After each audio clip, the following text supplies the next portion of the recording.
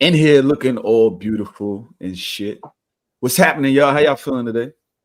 What up, dogs? Chilling, man. Everything good? How you? Feeling good. I'm good. Fresh off the hardest stuff. First couple shows in our live tour, but I keep seeing the damn So Shameless chat go up in the Discord. Mm-hmm. Y'all all in there. Chat? Well, everybody, you know. Yeah, I see, because Dodge is in this fucking book club. Like the chicks is really in there talking about mad shit. Y'all talking about sex now? What's going on? What happened was what's going on? I just think balls. I don't know what the fuck go. What are y'all talking about in the book club in there? What happened was the last couple of books that we read in the book club, like we pitched ideas, we voted on them, and the ones with the best descriptions have won so far. But for the last book, like we couldn't agree on a book. So one of the No Shame Gang, here go Annie C. One of the No Shame Gang people was like, yo, let's try a hood novel. Like, they know I don't like hood novels.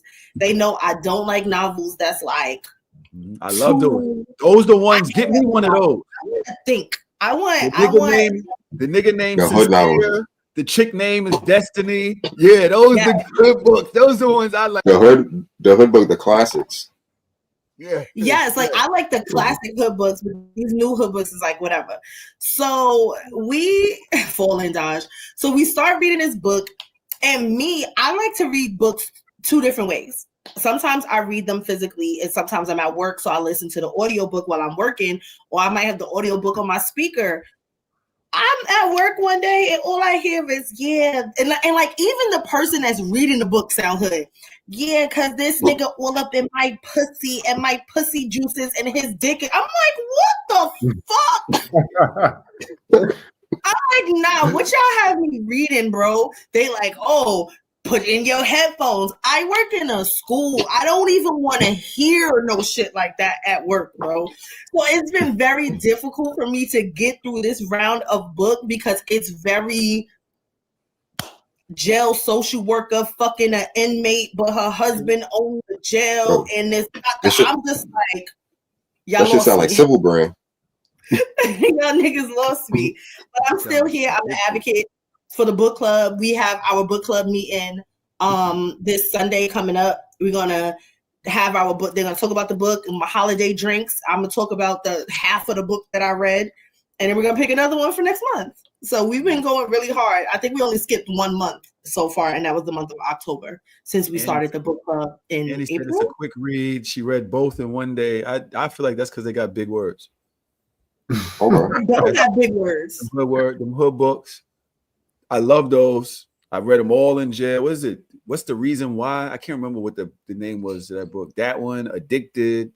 It was a bunch of them. It's a bunch of little hood books that was out back in the days. Yeah, this is my type of jam right here. Well, you should have read this book. It's called The Rich Man's Wife, Part 1 and 2. I'm just waiting for somebody to get shot. Are they like similar to Tyler Perry movies, but just in I gotta tap in with the book club. I gotta tap in. Yeah. It's given like a Tyler Perry Tubi movie with mad sex scenes unnecessarily. Like, you could have just told me that niggas had sex.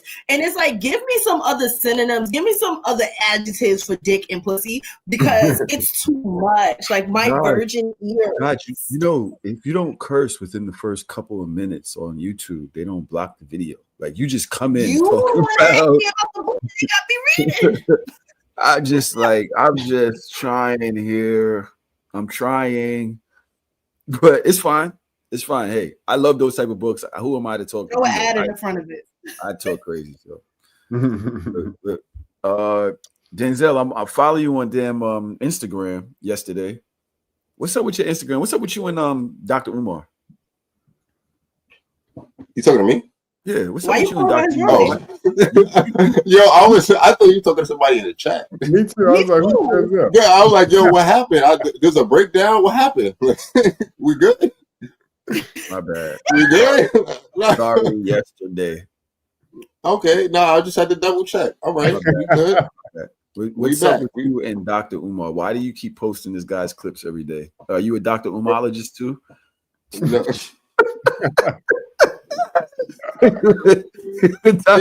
was waiting on that. He was waiting on that one. Don't do my friend. Don't do my friend.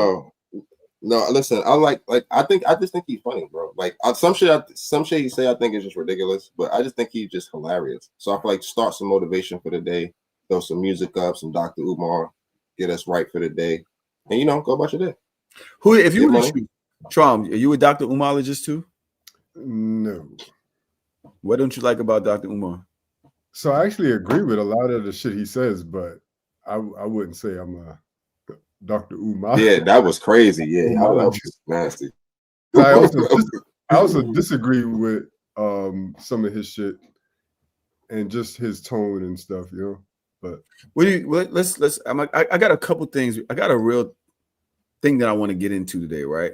But there's a couple things I want to hit first. Hopefully they don't take too long, but hey, let's go with the flow. Kevin Samuels versus Dr. Umar. One gotta go. Let's just act like one ain't going already. That's crazy. I'm sorry. Why are you doing this to my son? What? One gotta go. Kevin Samuels, Dr. Umar. Going around the room. Dodge. God decided that already. All right. I knew you gotta go against the grain. Come on, bring it in. Which one? You got to take that off the screen for real. That's crazy. Join us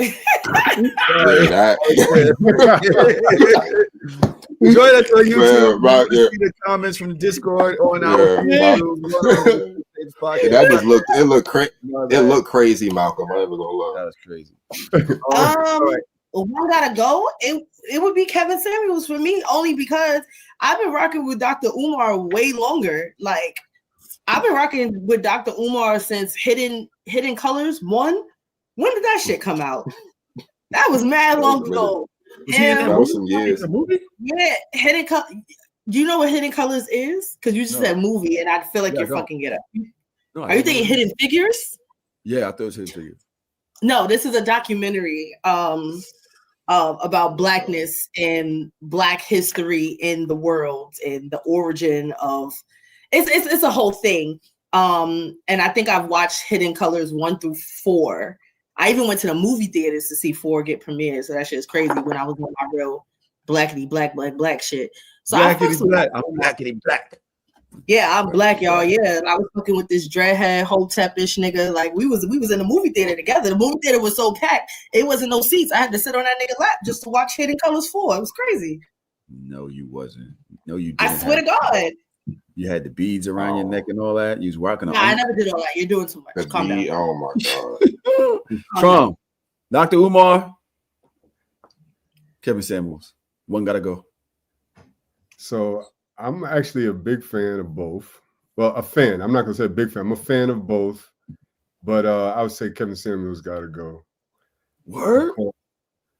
Because Dr. Umar, like his messages about pro-blackness, it applies to all Black people. Like Kevin Samuels has like good things you can learn from him, but it only applies to a select population within the community. Yesterday. Same. Obviously, I'm a fan of Dr. Umar, but I don't agree with everything he says. Same thing like Kevin Samuels. I think they both have points and shit where they're off at. But for me, Kevin Samuels, I think for him, his shit is more like preference based rather than like historical, educational shit. Jesus Christ. Yeah. Y'all be hating on Kev. Yeah, y'all hating on Kev. I thought Kevin Samuel was actually really important. I thought he was really good at what he did. Me too. I thought he was great. I don't need it for the space. Do you think that Dr. Umar is great though? Yeah. It's like I don't know if I think that he's great. But they're for different things though. That's why I feel like Kevin Samuels was great for what he was for. You know what I'm saying? Like they don't do the same thing. But Dr. Umar's messaging is so convoluted with comedy and other shit that does it actually hit? Is it actually doing anything? Is it just like a caricature of Malcolm X or something like that? Like is he for real? Because it doesn't seem like he's for real. So he definitely adds some entertainment value, some social media. And that's all you really know of him. But Depends on what you know. At least he's consistent. So it's not like he's just changing his message just for followers and for good captions. He's consistent with his messaging.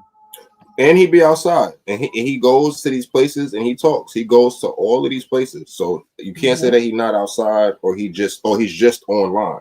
He's outside. Okay. I do have a question that was asked me. You didn't vote. I would say Umar's out of here. I'm pro-black. That's rant anti-black. Yeah, maybe. Yeah, that was super anti-black. I don't take him seriously. And if you're saying yesterday, I'm glad that you said that he be outside and doing a lot of that stuff. Hopefully he's not going there just going like no poon in a coon or whatever the hell he was saying today. But it's just like, I don't know. I don't take him very seriously. Look. Do you believe that there's a snow bunny crisis? What is a snow bunny crisis? What are we talking about? There is a snow bunny crisis. Look at the NBA. All them niggas is waffle colored. That is data. That is pure data of the hybrid niggas. Most of them niggas in the NBA right now are juniors, and their mamas is white. So what we doing? Oh my God. Waffle color is crazy. I would argue that you are with what your community, your environment consists of. That's around them. Mm-hmm. It is what it is. Them girls is going to the games. Them girls is massaging their feet afterwards. Them girls is doing a lot of stuff, bro. Like, hey, I ain't going against the black woman today. But hey. I just found out one of my little cousins is a bunny hopper. But you know what? I wasn't even mad at him. I wasn't even mad at him. The only dudes that I don't really rock with is the ones that talk down on the other ones, right? Like the passport bros. Go get your Colombians. I like Colombians. Go get them Colombians. Go get that. But don't say I'm getting them because the American black woman is like this. Right. That's my whole thing, right? You could like white joints. Some good looking white joints. They got some ass. They eating tuna chicken or something. They getting some ass out here. You know what I'm saying? I might penetrate and violate. Dumbbell lunges. Huh? They doing something. They doing something. But don't be like they taking over y'all. The black woman's losing to the white woman. Like that's when it becomes. You know what I'm saying? That's when it becomes nasty. I hit Tanae to ask her to join the chat because I'm not sure if she joined or not, but we had an interesting conversation. If I'm on the phone, say she's on the phone, matter of fact, let's just say she's on the phone. I'm laying in the bed next to her. She's on the phone, right? Mm-hmm. I know she's on the phone with, say, her mom, her aunt, somebody that, somebody I know, somebody, whatever. Mm-hmm. Mm-hmm. And they start talking about something. She says, hold on, let me go in the other room. Is that, first of all, part one, is that suspicious to y'all? Follow her in the other room. I just want to know, is it suspicious, for one, if she gets up, she says, hold on, let me go in the other room, and takes her call and finish the call in privacy? Is that suspicious to y'all? No. Not necessarily. No. Under certain conditions. What's the condition? It depends on who she's talking to. Depend on who she's talking to, and it depends on if she came back in the room and was informative about said thing. Why she came back in the room? Too. Hold on, don't go too far. I like that. That's a good point. Yeah. I like that. So now I let you go have your convo. I don't. Everybody, I let you go have your convo. Well, y'all both said follow them in the other room. And the person, Tish, in the chat says, I'm coming in the other room too. Right? Right? Hold on. Get right up with her, right? Right? You come back in a room. I ask you if everything's okay. What was that about? And you ask why you want to know what I was talking about. Oh, yeah. Suspicious argument. Is there an issue? What's the issue? You said, what's the issue? Yeah, what's the issue? Niggas are crazy. That's what's the issue. Y'all niggas are bugged. See, that's it. See, look. See, look. This is the C. I knew we got him. We got him early. It's not 15 minutes. We got him. What happened? Dodge, come on. You know good and goddamn well. If niggas got up, left the room, because again, we locked in, right? If my man got up and left the room to finish his conversation that he started in the room, I'm gonna be upset. No. Hold on. See, hold on. Hold on. Goalpost. Hold on. You got the goalpost in the U-Haul. Let's just relax. If he got up, right? Hold on, everybody. Hold on. Everybody, chill. If he got up and went out the room, right? That's not the offense, right? Okay, cool. Anything could have happened. If he came back in the room, right? Whether you inquired or not, if you inquired and said, "Yo, hey, what happened?" and he said, "Yo, what do I need to tell you for it?" That would be a problem. What do I need to tell you? What's the exact verbiage? Because what do I need to tell you? Know? Why do you want to know my business? Like something like that. Why do you want to know? And what do I need to tell you for? I'm sorry, that's different to me. What? How is that different? How is it different? Why do you want to know? What do you want me to tell you for? Yo, they're similar. Yo, the goalpost is on the Chinese bus. This is crazy. No, the goalpost is not on the Chinese bus. The goalpost is not on the Chinese bus at all because for me, literally said, no, seriously, because again, I keep telling y'all, the person that y'all think I am in y'all brain is not the person that I show up as with my man. So with that being said, with the guy that you're with right now, I can see why everything is I don't care because he don't care about nothing. So that's the difference. But can you take yourself out of your situation for once? We ain't always got to talk about you and him because he is very validated to not make you feel like there's nothing. But every other nigga in the world, that nigga is different. That nigga is different. Let's just talk about every other nigga in the world and take yourself out of yourself for 1 second. Let's be real. The nigga tells you why you want to know or anything of the sort. That's not problematic. The nigga why do you want to know? I'm sorry, because I'm thinking about me, right? You telling me to take myself out of it, but I can't. I'm thinking about if I'm on the phone with one of my girls and I'm laid in the bed and then the conversation is going on longer than it was probably supposed to go on in my head, and I get up and I leave the room and I come back and you like, what y'all was talking about? I'm gonna be like, yo, mind your business. Like, this don't have nothing to do. Why you care? Really? That's what I'm gonna say. Because some conversations you might think of are going to be a small conversation.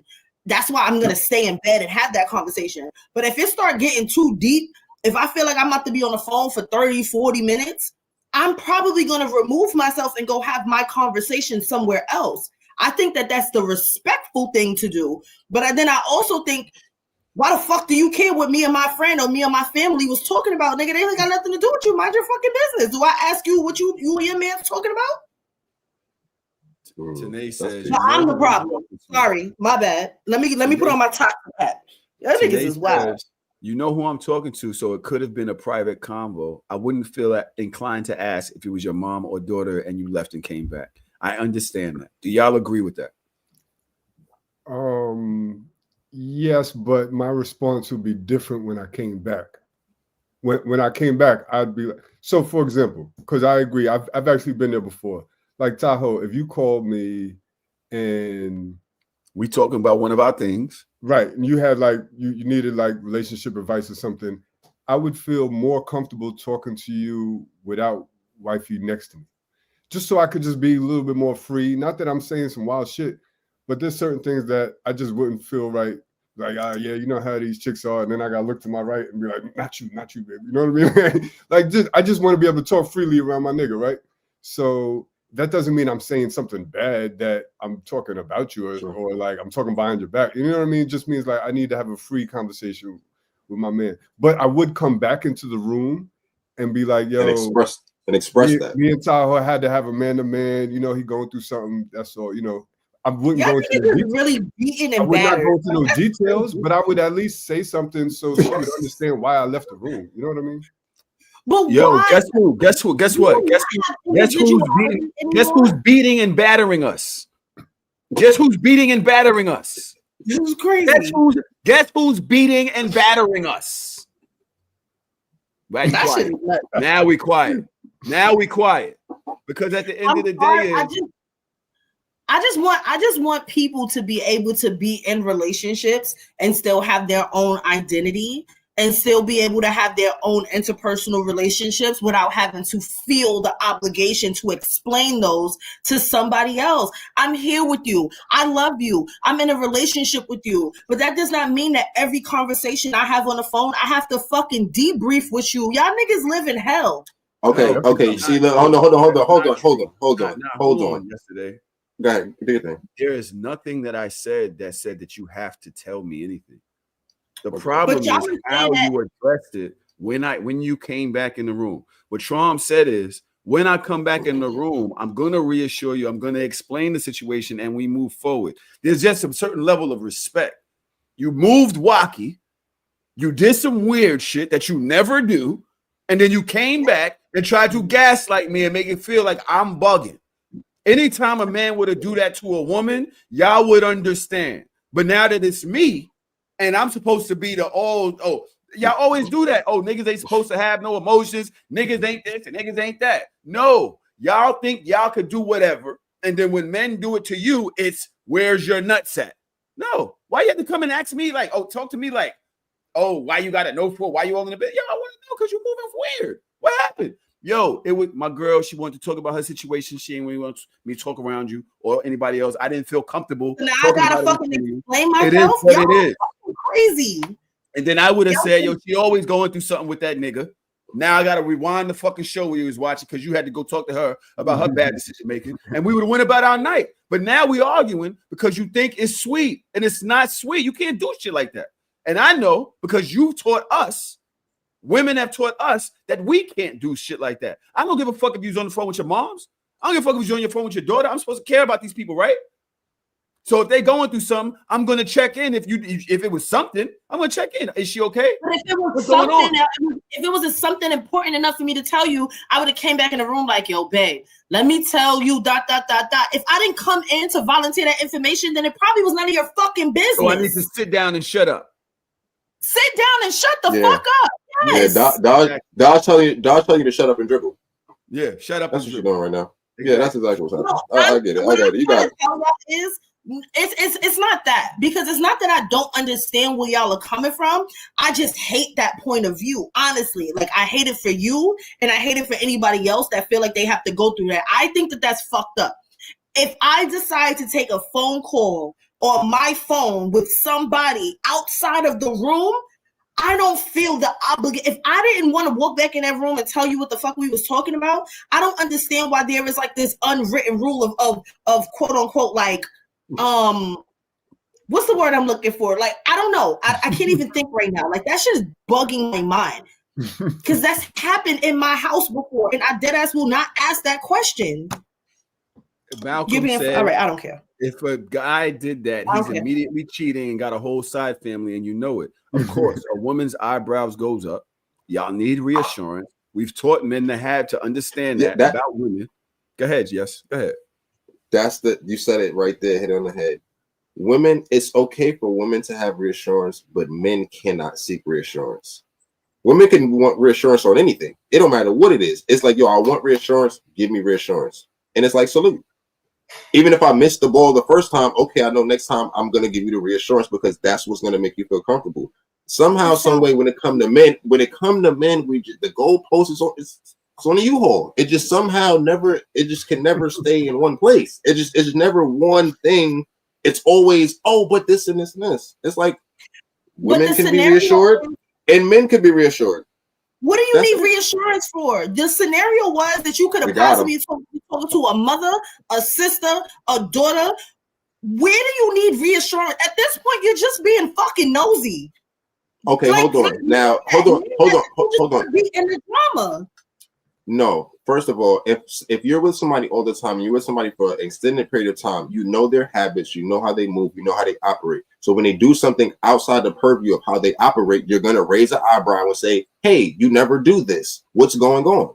I don't understand why that's like, because why don't you trust in your partner enough that if it was something imperative that they would have walked back in the room and told you? If they didn't tell you, there's a reason for that. You're inserting yourself, and now we're having a whole argument because you're asking a question that you didn't need to ask. Because obviously, if it was supposed to be for you, I would have told you. If it was some juicy shit, maybe I would have told you. Now I gotta sit here and explain to you why I can't explain to you some shit that I probably didn't want to explain to you, and you talking about reassurance. Y'all niggas are on drugs. You're not gonna gaslight me. Hold on, Tahoe. That's the shit. I don't know what's happening, but who the hell made you the arbiter of who can ask questions or who cannot ask questions, or what question is valid or not? Whose office? Like, I'm saying, whose office do we go to decide these things? That's what I'm asking. Because you're saying, it doesn't matter. So how do we get to this? How do we get to this equation? I'm trying to understand. You're right.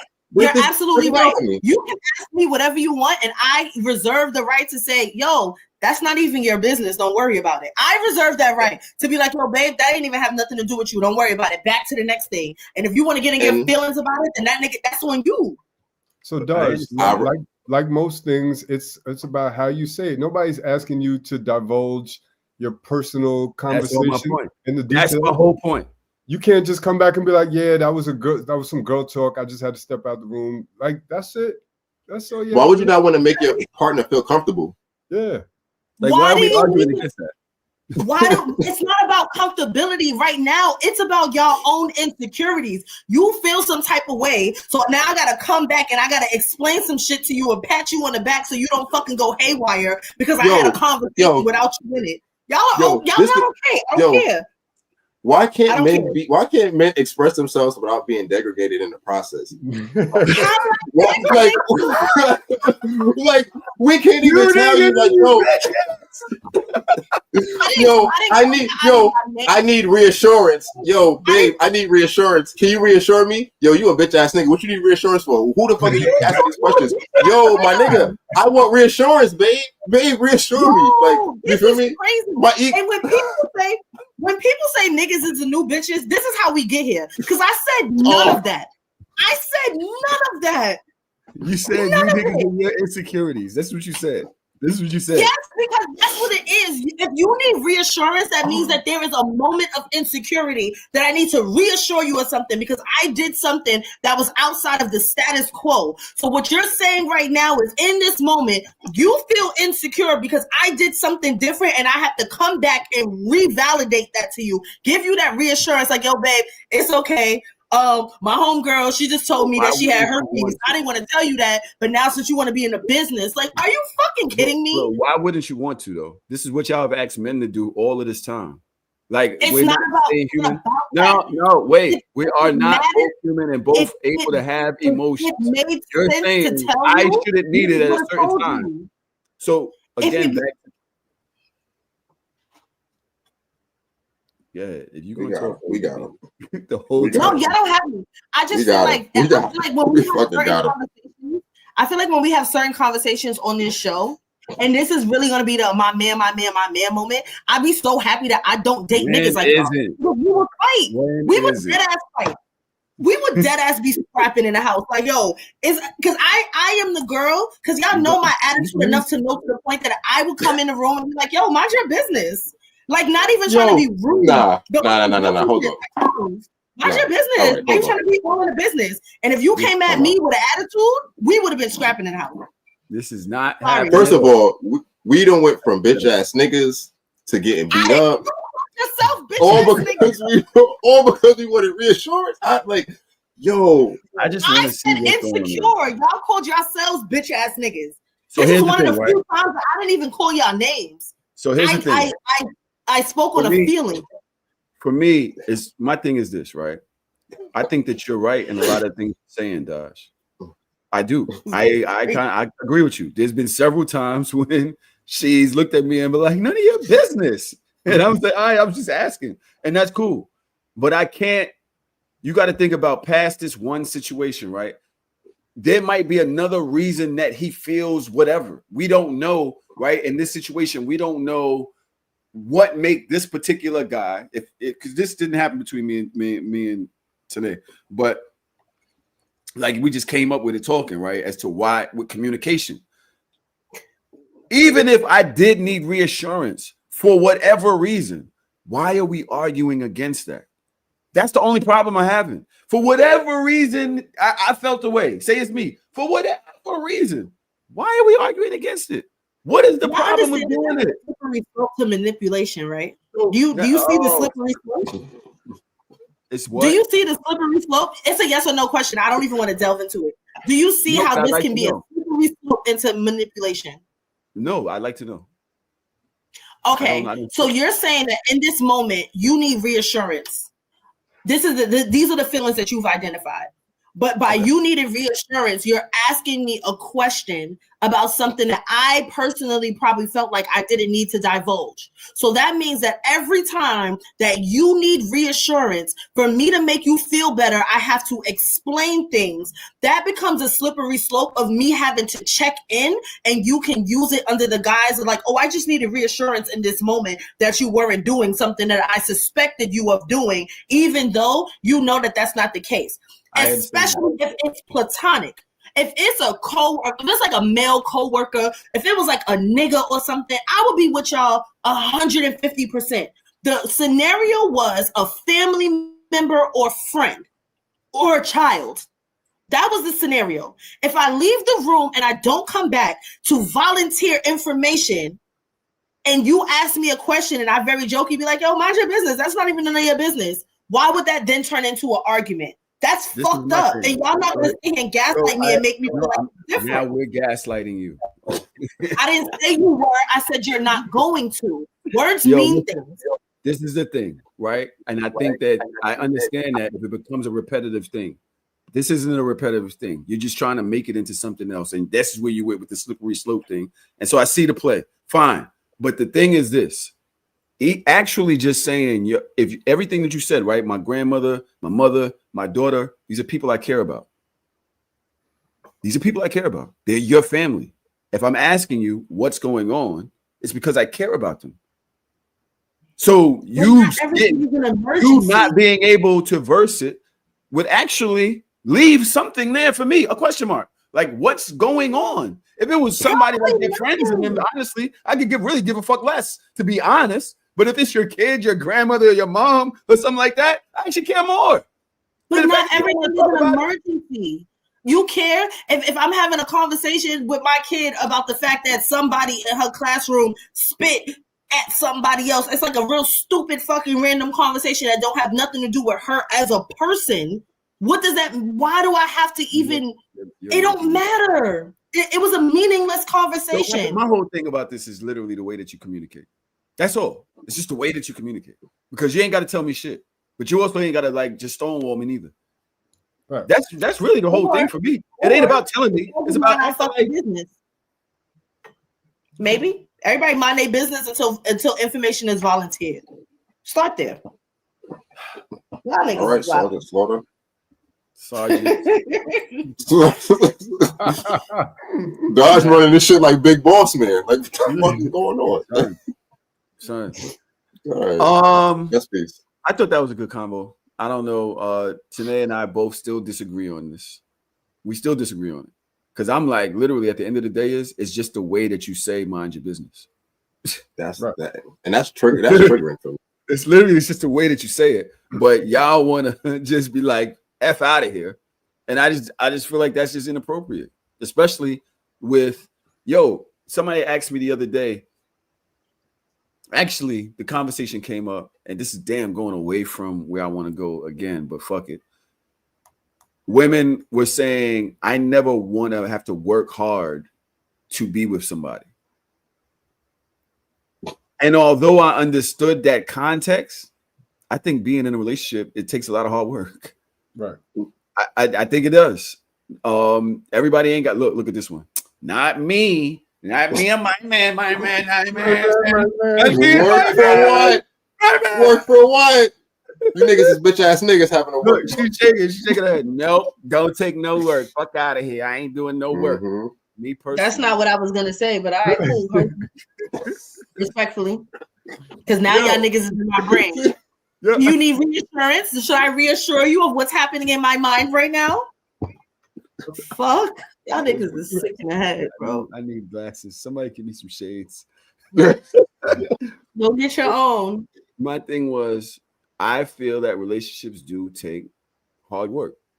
And I think communication is part of that hard work. Not creating small issues and holes. Girl, you mad late talking about she agreed with me. I said that 3 minutes ago. But those little things create rooms and pockets of distrust, rooms where you start thinking and wondering, are we still good? That's it. It wouldn't have been like this a year ago. It's just too much of that. So you always want to do things, in my opinion, to make sure the person that y'all still on the same level. I think this is just one of those conversations. And you telling me get the fuck out of here is just, do y'all think that relationships take hard work? Yes. That wasn't, can you frame the question the way that you said it originally? Because that's why I shook my head. Which one? Right now? The hard work one. How did you frame it? She said that she is not willing to work hard to be in a relationship. She's not willing to work hard to be in a relationship. I shook my head. With somebody. That's what she said. Exactly. I shook my head because I think that I interpreted that differently than you did. Because I feel like sometimes you have to bend over backwards to get the person to commit. That's where I heard it. So I'm not willing to work hard for somebody to see the value in me because I should already be worth it, if that makes sense. That's how I took it, and that's why I shook my head.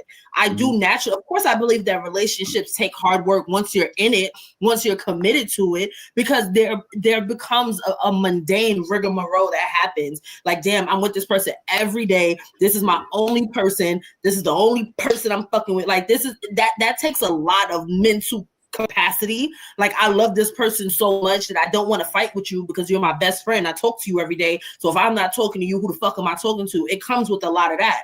But I do agree with the sentiment that you should not have to work hard for somebody to see your value. That's how I took it. That is exactly. You know what? I took the context. I still want to hear yesterday and Trom's answers on this. But Dodge, please don't let me do a segue away from this because I want to add the context and show you why I believe that you're right in your summary just now. Trom, work hard. You think relationships, somebody should work hard to be in a relationship with somebody?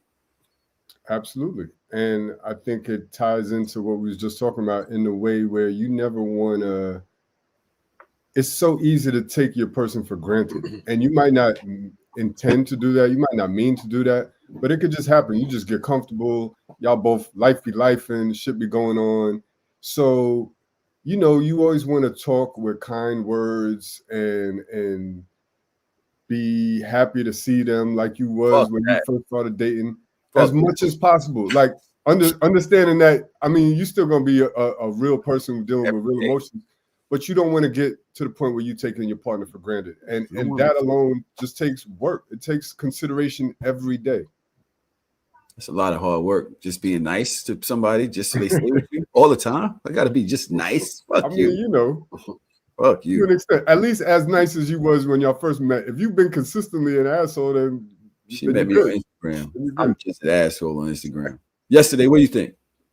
Yeah, I totally agree. It definitely takes hard work because I feel like both people got to compromise, right? And you know, especially when you're trying to make something work and you're coming from two different walks of life or spaces in life, and you know, you really care about somebody. But like anything that's worth it is hard work. So I feel like you know, anything that's worth it don't come easy. All right. The reason why I said I think Dodge is right is because I took that statement out of context. That context was about women saying they're not gonna just cook and clean to be in a relationship with a nigga, right? And that, so the girl quoted over that, I've never had to work hard just to be in a relationship with a nigga, right? Right. The women are saying that they're not cooking and cleaning to be with niggas. I got somewhere to go with this. I know this is a low vibrational topic, but do y'all agree that women like? Do y'all think? I was like, yo, the reason that's what I'm actually. Do y'all agree? I said, I've never seen so many women talking about what they won't do for a person that's sliding in and out of their body. I've never seen, like, women always talk about what they not gonna do nowadays. What are y'all thoughts on this? Man, so I actually see both sides, because I understand, like, you don't want the chick shouldn't be feeling like she's auditioning, like she's on Flavor of Love and she's trying to compete. That's what men do. Men audition from the door. I don't like that, and I've never done that. I don't like that, but so I can understand. You're a horrible dater. I am. I'm sorry. I mean, put you out there, but your opinion on this sucks. Well, you're not a good dater. You don't date. I mean, you're just like, yo, open the door. Whoever comes in, come on in. Nah. Fuck it. You wanted to be here, you're here now. We're here. You know what I'm saying? That's everybody do what works for them. You know what I mean? Right. I can't say I'm that horrible. Like, but on the flip side of that, I totally agree with what you're saying. Like why this is somebody that you care about, even if you don't love them yet. This is somebody that you care about, that you may want to be with, and you're so worried about what you're not going to do. Like, you know what I mean? Yeah. That's yesterday. Take the fucking glasses. Y'all out of pocket. I'm not. There's a history of Trump saying how. I'm not fucking with you, guys. Out there, but fine. I didn't even say shit. This is fucking crazy. All I get is targeting on the show. I'm not fucking with you. I agree. I do feel like women, or not women, men do audition. Like, I feel like that's 100% a fact. There is that process of, you know, whatever you're not going to do, like, for me, there's an assembly line. So, you know what I'm saying? Act accordingly or get removed. I feel like that's like that's like a running joke in like the guy circles, I think. So I'm a challenge on that in a second. Dodge, what do you think? Ask the question again. Do you agree with the idea of women saying they're not cooking and cleaning for niggas like that? Absolutely. Why you say that? I kind of agree with Trom to a degree. I don't think it's auditioning per se. Like, the ability to cook and clean does not show my value as a person or my value as a partner, because you can hire people to do these things. That does, like, your maid is not your person. That's not your partner. Like, the person that does your laundry, the fucking nigga that works at the cleaners that drops your clothes off is not your person. It does not hold that much value. It's about effort. And all right, my effort should be in how much I care about you, how much I get to know you, how much I know what your triggers are, how much I know what brings you peace, how much I know what French toast aspirations are, not how well I can make a steak and how fucking clean your floors are, whether I use Fabuloso or Pine Sol. Are you stupid? These are new women comments. I'm just trying to understand. Let y'all know these are new women. What happened to real women? What happened to real women? Keep your stomach full and his balls empty. Keep your stomach full and his balls empty. That's crazy. What happened to real women? Women. Now, Denzel, Trom, I disagree with you both. Why are you calling him that? That's his name. My bad. I gotta go by your real name. My bad. Because we can do real names in this. No, we don't. Wait. So no, we can do that. Real name? You don't like your name? Let's do it. Let's fucking I don't have a problem. I was just confused. I didn't know that's what we were doing. But if I didn't mean you, but you're my cousin. I didn't start calling you 2 months ago. Go ahead, Sakai. Keep going. Oh damn! Right. We doing real names. We're gonna do it. Let's just be oppie. Yeah, that's what I'm saying. If we're gonna do it, like we might. Let's do it. I disagree with y'all, and I think I disagree with Dodge as well. And the reason why Sakai? is because I want to know. Actually, that's not my name. Sakai. Yes, that's my name. What do men do to audition? What is the male version of cooking and cleaning? If we're gonna exactly, because what's the audition that niggas do? That's what I want to know. Y'all niggas is delusional. For the new niggas, it's the sending the cash. No, let's just talk about generational. We always talk because we said, oh, this is what women do, right? This is how they show. This is real women. That's what I said, right? And we know that. I don't know if what y'all experience is. When a woman wants to show me that she's dead ass and she wants to be more, she comes over or I go to her crib. She asks me if I'm hungry. She in the kitchen at the crib. We beat whatever. She makes something to eat. I always talk about how these chicks would just lay up in some dirty shit. They get the folding shit and, oh, this is crazy. One chick went and bought a broom, dustpan, Fabuloso, a bucket, and cleaned the whole crib first time she was at the crib. But who you engaged to? Huh? Huh? I didn't hear you. But who you engaged to? Did you marry her? Somebody that does the same thing. What you talking about? Did you marry her? The girl that got the bucket or the Fabuloso and things you at the end of the day, what I want to know. Did you make her your girlfriend? Yeah. Did you make that person you're talking about your girlfriend? Yes. This is why I'm trying to get away from this. This is why I'm trying to get away from this combo. As you keep pressing it, and I'm trying to move on because that's what I've done. I've moved on. So let me get the fuck out of here. Thank you. Police.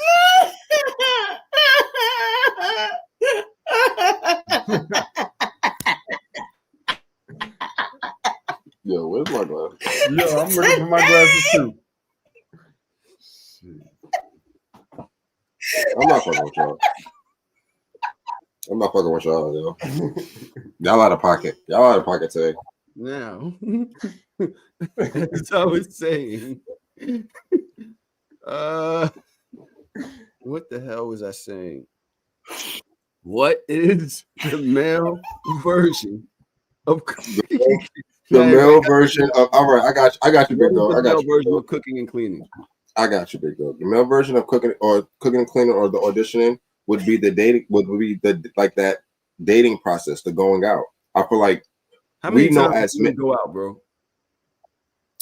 It depends. It depends on the female. You're not going out like that. As much as you want food every other night, you want the crib to be clean. She got to get on. Her hands got to be all covered and on her knees behind the toilet, washing clothes. What exactly? You going out one time, twice, three times? No. How many meals did she have to cook that equates to that? I'm just saying that's the thing. Especially once you beat. How many times you take her out 2-3 times before the beat? Then after you beat, it's hey, you coming over? We chilling tonight? Wait. That you still going out Cinderella like real that? fast. How many? Let's be real. No, y'all gonna think I'm happy today? you happy today? I just want to know why is she doing all this work? Because most of that cooking and cleaning shit comes after you hit anyway. What are you really doing after you hit? What are you doing? But see, that's the thing. I feel like you're putting a lot on the cooking and cleaning, and I feel like you're coming from the perspective that most niggas just don't or can't do that. Me or do what? Cook and clean. Niggas is not going to her crib and cooking and cleaning in her crib like that. You might nigga, you're a chef. Fine. You cook. Don't do the Dodge shit. I'm not doing the Dodge shit. Real. Most niggas is not chefs like that, and they're definitely not going to her crib. They might cook for her at his crib, but he's not going to her crib and folding her clothes and cleaning up behind her and cooking the kids a meal the way she'll do at his crib. Malcolm said exactly what I was about to say. What did he say? He said building furniture and picking you up from the airport. Oh, I was going to say moving furniture. But y'all niggas already said that y'all don't like to pick pictures up from the airport. Appliances and shit like that. Y'all already said how much of an inconvenience it is to y'all. But if I'm sucking your dick, you better come pick me up from the fucking airport. Are you crazy? For the same reason why you might not. For the same reason why I would understand you being hesitant about cooking and cleaning for somebody, I might be hesitant about picking you up from the airport or helping you move to a new apartment. That's boyfriend shit. Yeah. Yeah. And why is it always like, oh, like if I'm giving you head or if the woman is doing something, it's like I'm giving dick. Like, what do you like? I'm giving dick here too. It's not just I'm getting something out of this. It's a lot harder to get boxed than it is for them to get dick. So it devalues us a little bit, bro. I'm giving dick. And that's the problem. See, but and that's the you see, look, both of y'all. No, y'all don't know men. That's the problem. Y'all don't know men. You know how much mediocre dick is out here in this world? Do you know how much niggas that be out here in this world that bitches be fucking on and never had an orgasm in their life? And you talk about I'm giving you dick? Nigga, you are humping on me like a fucking puppy for 15, maybe 10 minutes. And you're saying that that's more valuable than me probably taking hours to clean your home? If you're giving the right dick, yeah. That's the problem. That's the real problem. And this is why y'all don't know men. This is why I agree with the women on this. No, I agree with that sentiment. Men are showing up a lot less when it comes to really auditioning than we're expecting women to. And that's even in the whole relationship process. Women are expected, and they said this the whole time, they work, they're supposed to come home clean, they're supposed to they're supposed to make sure they're up in the morning. They got all of this shit. What are we supposed to do? Go out, get the pay, go to work and come home and do what? There isn't really a thing for that men are supposed to do, but they're expected from the door to be doing all these womanly things. So are we bugged out in the way that we're thinking or not? I don't agree with that. Because building furniture, babe, bro, y'all just said building furniture. How many couches she got, bro? I didn't say that. How many trips she taking? How many trips she taking? But I'm saying like y'all are saying cooking. That's what I'm saying. Like y'all saying cooking and cleaning. If you remove cooking and cleaning, what like say I don't need her to cook and clean. What else is being presented here? What are we talking about? I'm just saying. I gave you mad examples of shit that's more important than cooking and cleaning. She has to make lamb chops on Tuesday. She can't make spaghetti on a Sunday per Tahoe TV. She has to make something else. She has to make something else the next day. She has to wash the dishes. I'm just saying, like, and she has to do it well. She has to do it good. She has to get them recipes. Can't cook me some hard ass oxtails. I'm not gonna be like, no, she can't cook. So this is what I'm asking. What is the male equivalent? Bryant said, what is the male equivalent of a woman cooking and cleaning? This is the question. And I just told you. What? I'm sorry, I heard you, but I don't know. I said it's dating. Like, so take your part out of it. I feel like for men, when you want to get with a woman or you're trying to be with a woman, you have to go out with her. You have to take her on a date. You have to show her a good time. You have to court her and do these things. I feel like that's the equivalent.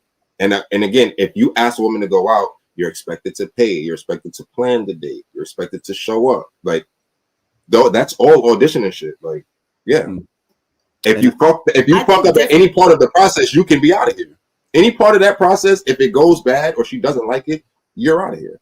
Or she's still auditioning after that continuously in order to get into a relationship. I mean, both things exactly. I think that intentionality. Both people are auditioning at the same time. I think intentionality is more important than the dating, because you can date somebody for months, you can date somebody for years, you can be in a situation with somebody forever. I think the intentionality of where you see this going, and if it's not going anywhere, to cut it off is more important than dating. Because you have to understand, as women, we go on dates all the time, and I'm not talking about like romantic dates with a man. We go out with our girls all the time and blow a bag. I can get food and drinks and good conversations from anywhere. You're not special in that way. Like, I think that's the part that men forget. Like, I go out on a date with you once a week. I can go out with my girls every day of the week. So how is that even reciprocal? I think for women, what women want more than just the date is longevity, is a plan. It's a plan for me And if there is no plan for me, release me so I can find the nigga that has a plan for me. Most women are not dating just to date. That's no matter what they say. That's not what it is. Most women are dating to be in a relationship with somebody, to have the matching PJs, to call somebody their own. Y'all lost. We have Trump, you had something you want to say? No. Okay. There's a couple things that happened this week. Yesterday. Yeah. He sent me Crazy, a clip bro, of a white guy talking about some UFO that he saw. Oh. You want to see this? I don't really want to do this. You really want to do this? You don't have to. You really don't have to. I just sent information just so you have it. You don't have to do it. You can breeze right by it. But what is it again? UFologist? He's a ufologist. Ufologist. He's yes, Trump. Institute of Ufology. I'm just like, yo, this is the weirdest name of anybody, any group I've ever seen. It's just like, okay. That's hate. But he also sent me a video that I found was interesting. I'm not gonna watch the whole thing, but here we go. Means we need to be more respectful to women. So we gotta sit back and reflect. Yeah. Do you know what I mean? They're the most pious group. Listen, nobody has respected women more. Through art. Yes. Than rappers. Okay? Absolutely. So I completely understand how a rapper could look at a comedian telling a joke and be like, yo, y'all need to switch that shit up. Yeah. How dare y'all keep saying your wives are annoying? Be more like us, and bitches ain't nothing but hoes and tricks. I beat my bitch with a stick. What? You can lick on the nuts or suck the dick. I beat my bitch with a stick. What? Did you just think of that? That's a real lyric. Oh, wow. Yeah, that's a real lyric from music that protects women. And for decades protects women. And listen, right now the guy on top, Kung Fu Kenny. He is the guy on top. He is making sure that comedians, he put a law in. Yeah. He put a law in place. All right, let's see the exact line, okay? Don't let no white comedian talk about no black woman. That's law. Now, technically speaking, if we're going off of grammatic English, Okay. he is saying, I can talk about. All right, hold on. Let's just hold on there real quick, right? I'm gonna remove this. I don't have much to say about it. I understand that he's joking here. I understand that this is him taking a shot at Kendrick, taking a shot at him. This is what you was talking about, Dodge. Is that he knows how to be funny with the way he plays it. This is completely different than the MAGA shit, and we know that, right? We know that. We know that he was definitely going to vote for Trump. Fine. We don't got to go back to that. Do we think that Kendrick has a point there? Or do we think that Andrew Schulz is more like, more on point with this conversation right now? Who's going first? y'all. I'll go. So he does not have a point. He could have been. It could have been. It could have been funny, but it wasn't. Like the line about rappers and how they are historically misogynistic. Like he could have made that shit funny, but he completely missed the mark on it because he wasn't really cracking jokes. He was kind of low key serious. Like he was really deflecting any accountability for his statements and for Kendrick calling him out on it. And it was just like, it could have been funny, but it wasn't. But doesn't Dodge says this all the time, and you do it too. Y'all say messenger versus message. Y'all say messenger versus message. Y'all be like, Tahoe, you can't talk about this because it's things that you've said. You can't. We're not gonna take you serious on this topic because of things that you've said. So I think that's the same thing that he's saying. Like, yo, you can't come at me and y'all be talking about all this shit that y'all done to these same women. So you can't tell me nothing. I'm glad you said that because that's a good point. If Snoop Dogg said that, then that's one thing because he's the one that has the misogynist lyrics. Kendrick can say that because he's one of the more responsible rappers. Yeah, he's lumping him in with all the rappers. He's like, oh, a rapper is telling me that I had to treat women, but Kendrick is not on the same spectrum as like a Snoop. He's more on the. Yeah, you made a huge misstep. You made a huge misstep. But I'm gonna let everybody else know because I know Denzel is holding on to it. Dodge is shit. She's holding her hat. She's messing up her brim. She's like, they can't believe that you even said that. And I already know the misstep. What? Because of his accusations of wife beating? No, but I'm gonna let somebody else hit it because he actually speaks about it in the rest of the clip. But go ahead. Who's next? Go ahead, Dodge. Go ahead. I'm tired of defending that white man on this show. I'm not. Go ahead. Yes, it's on you, son. I'm tired. I'm tired of talking. Every other week, I gotta sit here and defend a fucking Anglo-Saxon on this show. It's fucking crazy. No, okay. I think they both have points, and I think both the points are valid. I think Kendrick's point about not just him making that joke about the black woman. I thought that was not good. I thought that was nasty. But the larger point of white people outside of the culture making fun of or jokes about people inside the culture, I 100% agree with that. And on the other end, Andrew, I agree that Kendrick or any particular rapper, like, to try to play the moral game or to try to play who can talk a certain way or who can speak to certain people a certain way, it's like, let's knock it off here. Let's not, like, you know what I'm saying? You're not going to say that the Future. You're not going to say that the Boss Man D-Lo. You're not going to, like, everybody just relax. Just make your songs. They're all black men now. That's why I don't. That's what makes it even worse. That's what makes it even worse. Nah, because it's like, yo, I ain't gonna let somebody. My brother used to say this to me all the time. My brother used to beat me up, but he like, I ain't gonna let somebody else beat you up. You know what I mean? So I'm gonna let my homies call the women bitches and hoes and shit, but I'm not gonna let the white nigga do it. That what are we talking about here? Yeah, because it hit different. From No, yeah, what? Absolutely. No, Charles. This is the first time I've ever disagreed with you vehemently. No, So, what are you talking about? I'm okay. I'm not agreeing that we should allow our black brothers to get by with beat on women. That's not what I'm agreeing to. I'm sorry if that's what you took from that. What I'm saying is it's different for another race that historically oppressed us to do that. That is like we have a whole different type of sensitivity relationship when it comes to white men and our black women. It's a whole different dynamic than it is to black men and black women. Not to say that we shouldn't be very careful and considerate of our women. Of course we should. But when somebody outside of our race is chiming in and making comments and feeling like they have the freedom to do so, it's a little bit more problematic to me. See, and that's where I disagree, because I feel like somebody, just like you said, that's outside the race, I expect that from them. I'm not looking for them or care about their words to where that's going to matter.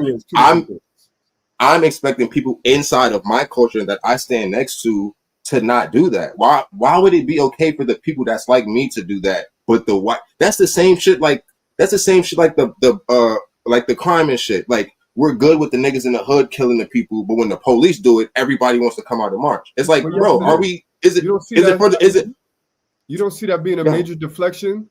Oh, deflection. So I'm calling you out. I'm calling you, Andrew Schulz, out for something you said, and your response is, "Oh, but you did it, and he did it, yeah, and all the rappers did it." Like, no, but I think you accountable for what you said. But who are you to hold anybody accountable? That's my point. Who, like I asked Dodge earlier, whose office did we go to and say, "Hey, Mr. Lamar, you are the arbiter of what this shit is"? Whose office do we go to? Any respectable black man should hold a white public comedian that's making a public statement. Any respectable black man should be able to hold that person accountable and point that out. And this is that man, right? And the reason why I said that Kendrick could be held under scrutiny for that is because of his stance with R. Kelly. What's his stance with R. Kelly? Dead ass. He threatened to. That nigga was trying to pull his music off of Spotify. If they pulled R. Kelly's music off of Spotify, he was the main one that was just like, "Nah, fuck out of here." Are you crazy? I didn't know that about Kendrick. If you look up Kendrick Lamar being a misogynist, there are articles and Reddits for days aligned to the fact that they think that Kendrick Lamar, a lot of people think that Kendrick Lamar is a misogynist. But y'all sitting here, y'all think because this nigga say some pro-black shit, they say he's blackity black, and all of a fucking sudden, he's the one that gets to stand on this fucking high horse. There is not one fucking rapper in our lifetime that can stand on a fucking soapbox and say that somebody can't say anything. Because they all say horrible shit. Hold on real quick. I did not know that about Kendrick, but that changes absolutely nothing. Andrew Schulz is still out of line for saying what he said. And I don't care if it's Ice Cube or what Kendrick did he say, Tom? Or Future. Tom, what did he say? I don't remember verbatim. We watched Tom, the clip what did Andrew Schulz say? We watched the clip. All right, give me a synopsis of what he said. I don't give remember. Give me a guesstimate. I was offended then, and I'm still offended. And somebody called him out on it, rightfully so. And he did not. And all he did was deflect. All he did was say, "Oh, but you did the X, Y, and Z." Like, no, we're talking about holding you accountable for what you said on your podcast, trying to be funny. All Andrew Schulz said on his podcast, he asked those fucking British niggas if they liked black women or not, because they said that there was no bad bitches in Atlanta. That's all the niggas said. He didn't even speak. Nah, he talked about a black woman will slap you up. He was just asking sarcastic questions. Stop. That's not all Andrew Schulz did was ask sarcastic questions and dig them niggas into a hole where they said some fucked up shit, and they basically said you shouldn't allow no fucking white man to talk crazy about black women. He said some stereotypical. No, he made a fucking joke. It said the reason why you don't like them is because they're angry and you try to put them in a fucking hole. Are you crazy? Exactly, Malcolm. And then they laughed. Oh, wait, because it was about them. It wasn't about Andrew Schultz's views on black women. It was about Andrew Schulz showing that they had fucked up views on black women. And then he doubled down on it and said that I find it to be very funny that in that whole interview that we had with them for hours, they asked us to take a lot of shit out of that fucking interview, but they did not ask us to take about anything that we said about black women out, because now all of a sudden they want to be black women apologists. He was showing the hypocrisy in them, and you tell it who you more offended by, the black men that laughed about the angry black woman joke and left it in the podcast, or the white men that put them in that position? All of them could go, but the white man specifically is outside, within family. Like yesterday said, if somebody within the community says something, that doesn't mean that it's okay, but it's different than somebody outside of the community. Yes, to your point yesterday, we should expect that, but we should not allow that. Those are two different things. So we can't allow that outside of the community. It is a little bit more egregious than somebody inside of the community. You know what? I think that that's absolutely not true, and I think that black people got fucked up. Wait, hold on. I want to just say this one tidbit, and then I'm done. Y'all remember the movie Soul Food? One of my favorite lines from the movie Soul Food is when Terry said, "Fuck the family, because the family fucked my husband." That was one of my favorite lines, and that's when niggas thought that she was the fucking villain, but she was really the victim of that. So it's fuck the community. The community talks about me crazy all the time. It's the community that goes online every time and demeans dark-skinned women and talks shit about black women. I've been called an angry black woman more by black men than I've ever been called that from white men. And you mean to tell me, fuck Andrew Schulz, but not the niggas, not the black men that sat on that podcast that really, really did the shit.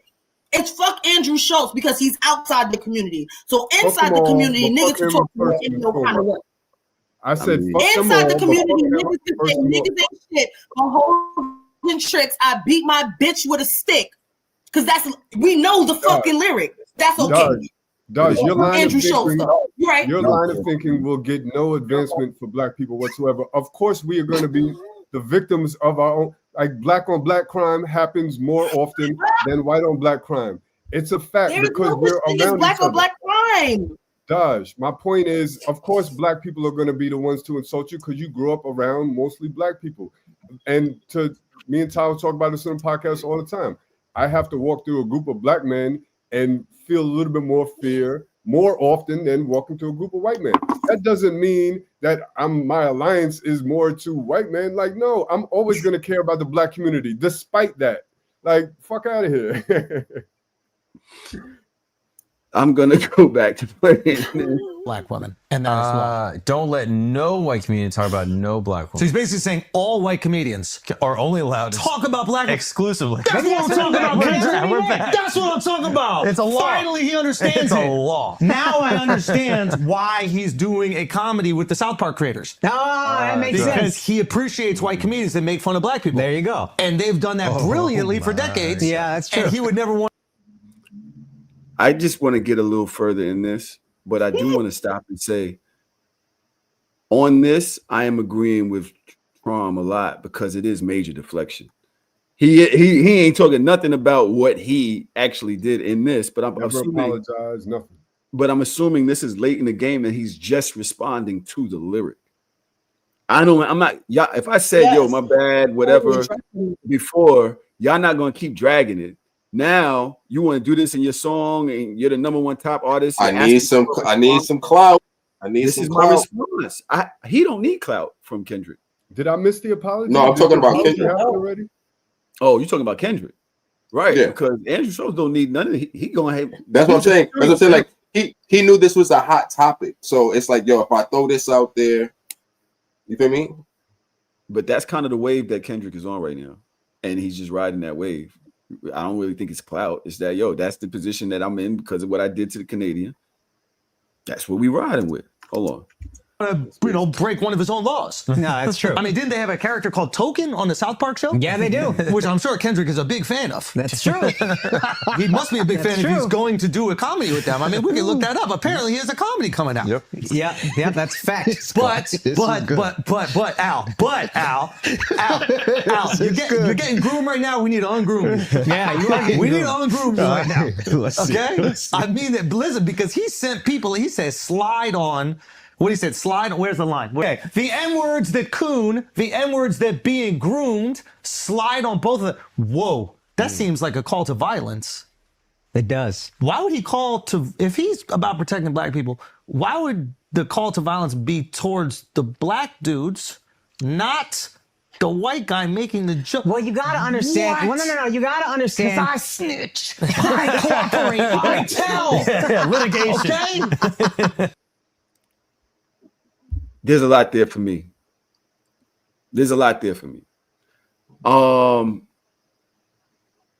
I was thinking about, so the title of the show is Protect Us From Us, right? And this conversation was supposed to be a lot longer, but being that we've already spoken about all this other shit for so long, I probably won't be able to get to a lot of it. What is this snitching thing? Why don't black people tell when shit is going on in their community? Y'all are already in this conversation that y'all already did. Trump has already said, yeah, we do need to talk about that, but we're going to go hard against this white man that's doing this. Yesterday brought up, what about the shootings? When the white people shoot us, we go for it. We do all of this. But when it happens in our community, it's just like, damn, our shit is fucked up. What is going on in our community, especially with this snitching shit? Because I'm going to tell you right now, I think we need to start snitching. That stop snitching shit, that should need to be gone. That should need to go away. I agree. But to yesterday's comment, one of the worst things I used to hear when the Black Lives Matter shit happened, when white cops were like, every other week we was on the news getting shot by white cops. And then there was some black people saying, oh, but we're doing it to ourselves. That narrative is so unhealthy. But is it not true? It's not that it's not true, but it's unhealthy. It's like, but when are we going to address it? You can walk and chew gum at the same time. You have to address both, but there's a time and place. If there's something on the news about a cop shooting an unarmed black man, now is not the time to be like, oh, but we can't talk about that because we're shooting ourselves. Like, all right, we could talk about that too, maybe agreed tomorrow, but right now we have to hold these white men accountable. But where are the protests? Where is the community response to what's happening in our community? I never see no protests when this nigga kills that nigga in the street. I never see none of that going on. I've literally seen niggas know who killed the nigga that live on the same block and won't say nothing. So what are we talking about? if we're gonna, you're absolutely right. The comparison is the problem. I get the comparison problem. I get that. Let's take the police off the table. When are we gonna do what we say we when this conversation comes up and we can walk and chew gum? We're not walking. We're standing still. We've been standing still for decades. We're not doing anything about what happens in our community. And we blame it on the culture. You brought that up earlier when we was talking about rap music. We're not gonna talk about shit that happens within our culture. The beating of black women. They're talking about I beat my bitch with a stick. Since when is this culture? At some point, we got to turn around and actually do the work in our community. And all of this negative shit that we've been acting like is cool for mad long, it's not. It's fucking not. And it needs to be addressed, and we scared to do it. I actually have seen protests in our neighborhood, Tahoe, with people walking up and down the block talking about we shouldn't be killing each other. It'd be 7 of them niggas, and they're in the corner of Jefferson and Notion. I know who you're talking about. It's 7 of them niggas. They're not talking about white men killing us. They're talking about us killing each other. So that does exist, whether it's on a small scale or not. There are also conversations amongst black people about drill rap and the effects of these lyrics and how it affects our community and things of that nature. What I'm trying to tell you is, although those conversations are happening and they are important, it is a different conversation when you're talking about somebody that has a police badge and getting paid from tax dollars that are literally that are given the okay to kill black boys is different than young black people killing each other. It's a different fight.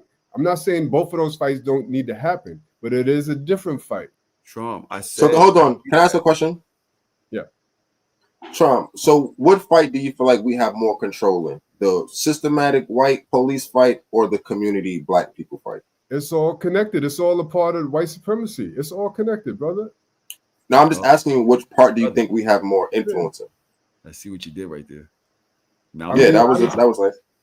Honestly, a little bit. It's hard to say which you have more influence over, because as long as there's poverty and people are struggling, there's going to be violence in any community. So as much as you can say, it sounds good to say that we could have more control over that in our own neighborhoods, we don't, because there's higher shit. There's more things that's adding to that. Right. So going back to the Andrew Schulz conversation. So for the conversation, for somebody like Kendrick, right? Somebody who's at the top of the culture, who speaks for culture, correct? Yeah. It should be imperative for people like that to have moral standing and to actually be about what they say, correct? Absolutely. That's why I think. Why you telling niggas to stop? Wait, why did you have Dr. Dre come on at your show? If it's about black women and it's about the betterment of the community and all this other stuff. Listen, I understand what you're getting at. We got him. We got him. No, you don't got me, because we got him. We got him. Like I said before, you don't have to have a clean record on your sheet in order to check a white man for disrespecting a black woman. I don't think that's what we're saying here. And if we're saying that, then that's kind of out of bounds. So that means that's not what we're saying.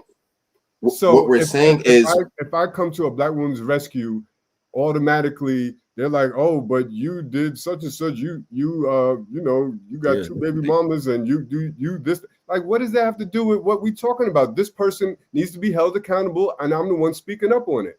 And what Kendrick is speaking up on, we should all back him on it, because he's absolutely right. Andrew Schulz was out of line. He should not be clowning black women like that, and we just laughing and nobody not saying nothing about it. He said something about it, but our response is, oh, but what about the shit you did? Deflecting. That's mad corny. No, because I feel like you can't, like, this is the thing, you can't try to trick the people and make the people believe something that you don't believe yourself. If you was really about the shit that you were saying, you would do a lot of shit different. I don't want to go and name it, but let's just stick with the Dr. Dre thing.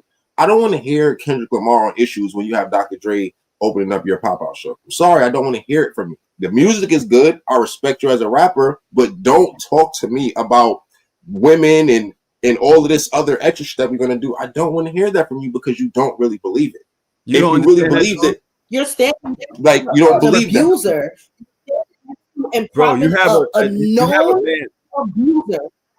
A known abuser that like literally lost standing like because of this. This man is known for beating women. But it's West Coast. He's a super producer. It's Snoop Dogg. It's Dr. Dre. It's all the other cool culture shit. You think somebody can bring that up? You don't think somebody should bring that up when it comes to your moves? Who? I'm saying if you're calling somebody, you said something to me. Yeah. No. Oh, I'm sorry. Oh no, I'm asking Trump if let me ask y'all this: somebody should bring that up. Do y'all think that anybody should have checked Andrew Schulz?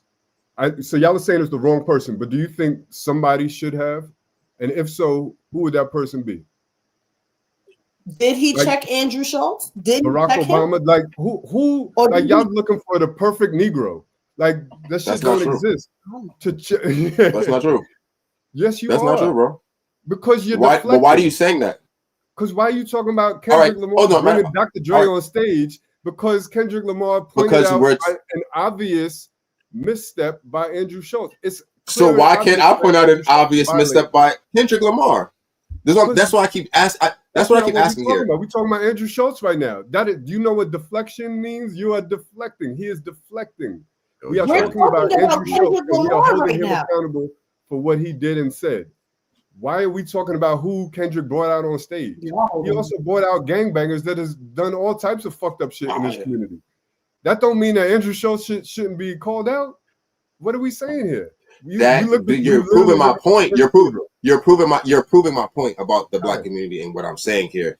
With the white people, it's all type of extra detective work. It's all this extra checking, it's fact checking, it's all this other shit. When it's our community, we're scared to look at the niggas on the side of us and say, yeah, hey, big dog, yo, nah, that's not it. It's always an excuse. It's always, but we can focus more on the white person. We can get to this later. We can do this. Like, I'm just tired of hearing that shit. And it's like, yo, I agree with like, you. Why? Like, why? I don't know. Listen, there's a time and place for it.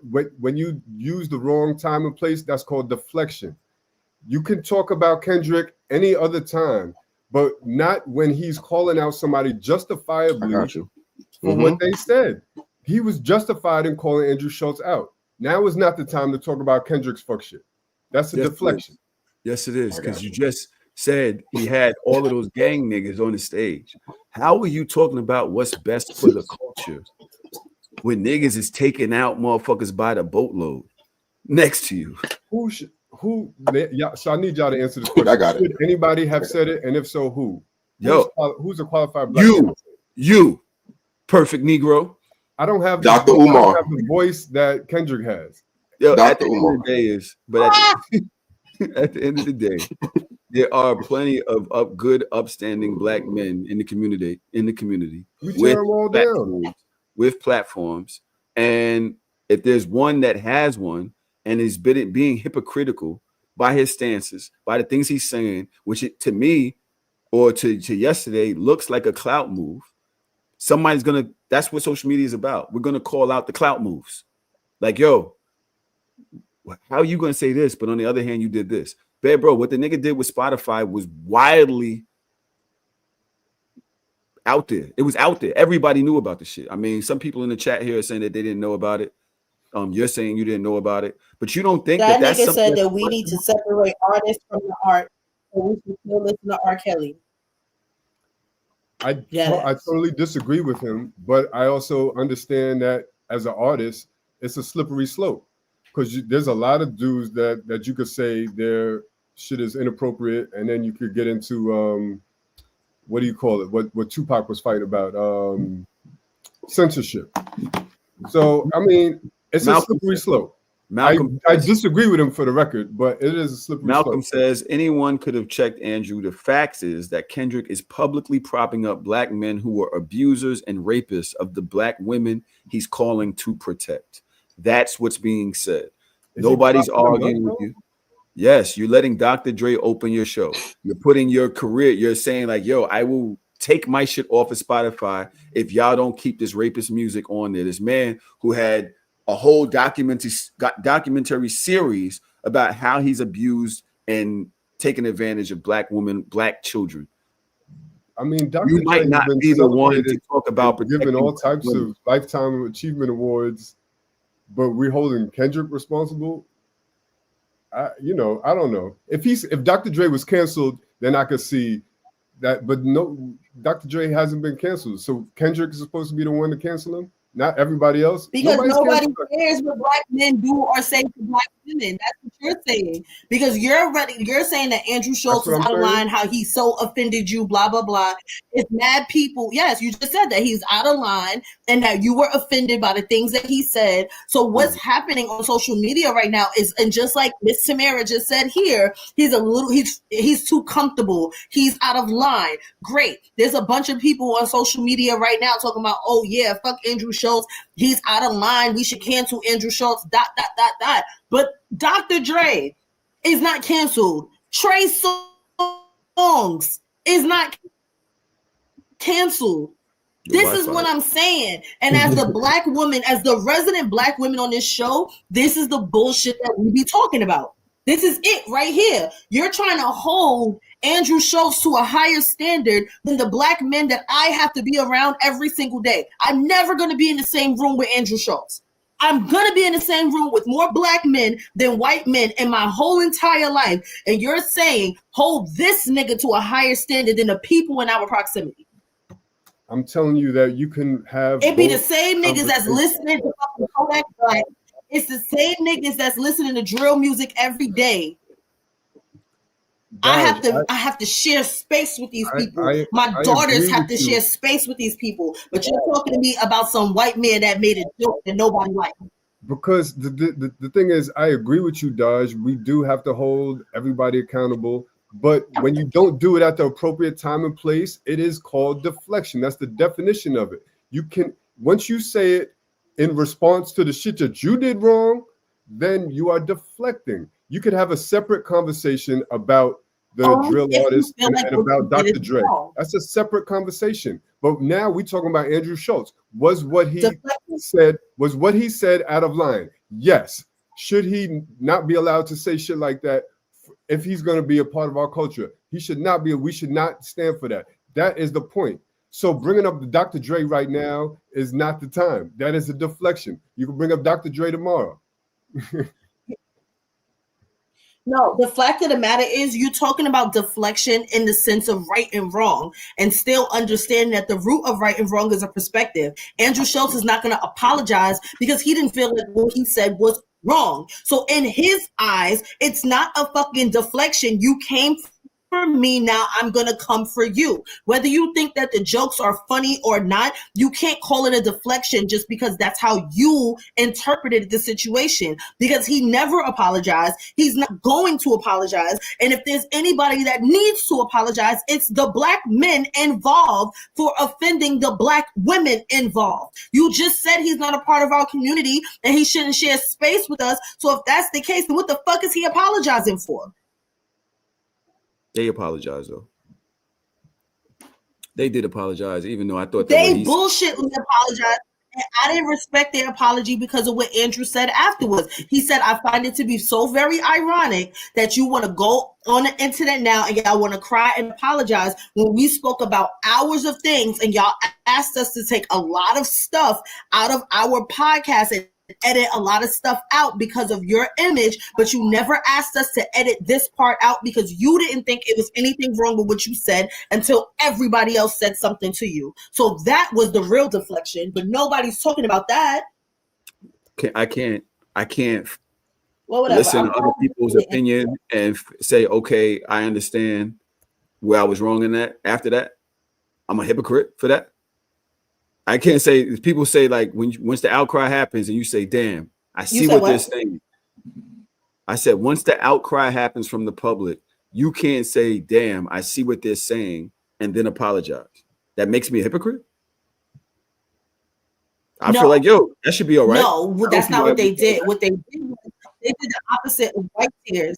They did black tears version of white tears. They were just like, oh, we were so uncomfortable in that moment that we didn't really know what to say. So, we just laughed it off because we didn't want to be offensive. So if it was that offensive, why didn't you ask for that part to be taken out like other parts? You did not naturally feel that way in that moment until that was a manipulation. But overall, nobody is talking about that. I don't give a fuck about Andrew Schulz. I personally understand all the parties on stage, everything that everybody's saying. I think I personally think that there is room for both conversations to happen at the same time. I do understand why Trump is saying that he's deflecting. I don't think that the crowd listening can be called deflecting because it's not their issue to be deflecting. If two people is arguing, I can say y'all are both wrong. There's no way I don't have to focus on one who's more large or wrong when I might think the other one is more large or wrong just because the one is what's happening right now in the present. I can look at both of them and be like, yo, y'all are both bullshit. Me personally, I think I should, as the listener, I can do that. I can see why you're saying, Trump, that Andrew Schulz in this moment is deflecting, but the nigga's coming for him. So you're coming for me. I could turn around and be like, nigga, you can't. Maybe the rest of them can, but you can't. I think that's perfectly legal. Do you understand that point? I kind of do, but yeah. I can see why a motherfucker be like, yo, how you gonna talk about it when you was just talking about removing your shit because of R. Kelly? You did songs with Chris Brown. You brought Dr. Dre out on stage. That's the thing. You can't talk that, but maybe Dr. Umar or DJ Trauma NYC, maybe he can do that. I just think it's a reach, which is why I said, are we looking for the perfect Negro? Because although Kendrick, he has those things on his record, if you really dig for it, he's not necessarily known for misogynistic rap compared to the complete discography of most of hip hop. He is not on the end of misogyny that most of the rappers are on. Like, he's not known for that. So that's why I say, are we looking for the perfect Negro? We're looking for the perfect person that has nothing on their record that can just say this without any backlash. And I think Kendrick is fine to say that. Like, I don't think he's the perfect Negro, but I don't think that we should wait for the perfect Negro to say it. He's the person with the biggest voice right now. And nobody else publicly that I heard has checked Andrew Schulz, and I was happy to hear that line. That was my favorite line on the album. Some women, Shayla's World said, the Black community have tried for decades to stand up for ourselves. Let's not act like we haven't had some things coming to our community to keep us limited or in the same failing system. Malcolm followed that by saying Black people aren't killing Black people because they're Black. It's proximity. What is there to protest? You mean we should just protest violence in general? My answer to those things is, are we supporting the same culture that's hurting us or not? Are there things that we can be doing in our community to stop this bullshit from happening every day or not? Those are that's really what I want to talk about right now. Because at the end of the day, yeah, we should be protesting violence in general, especially when we got these stop snitching or niggas going to slide. Like all of this shit we was talking about with Dodge last week. Sliding on my women were talking about when she was talking about, I need my men to be this way. That shit is doing shit to men in our community. And are we never going to talk about these things? Are we going to continue? Are we going to continue the negative part of our culture that's fucking us up? Like we're never going to stop that shit because there's jobs everywhere now. All that stand on the corner and all that other shit that we had to do 20 years ago, 30 years ago, niggas ain't got to do that no more. You got Shopify, Cash App, PayPal. They do have to do it. You got all types of things. You can make up your own clothing line. Drop a line. Instagram. Yo, I'm still talking. You ain't even got the Wi-Fi to interfere. Actually, you don't even. But yeah, I personally feel that we have problems in our community that we need to address. I was scrolling through Instagram the other day, as I usually do, and somebody asked a chick, what's something that you would say right now that you never told nobody?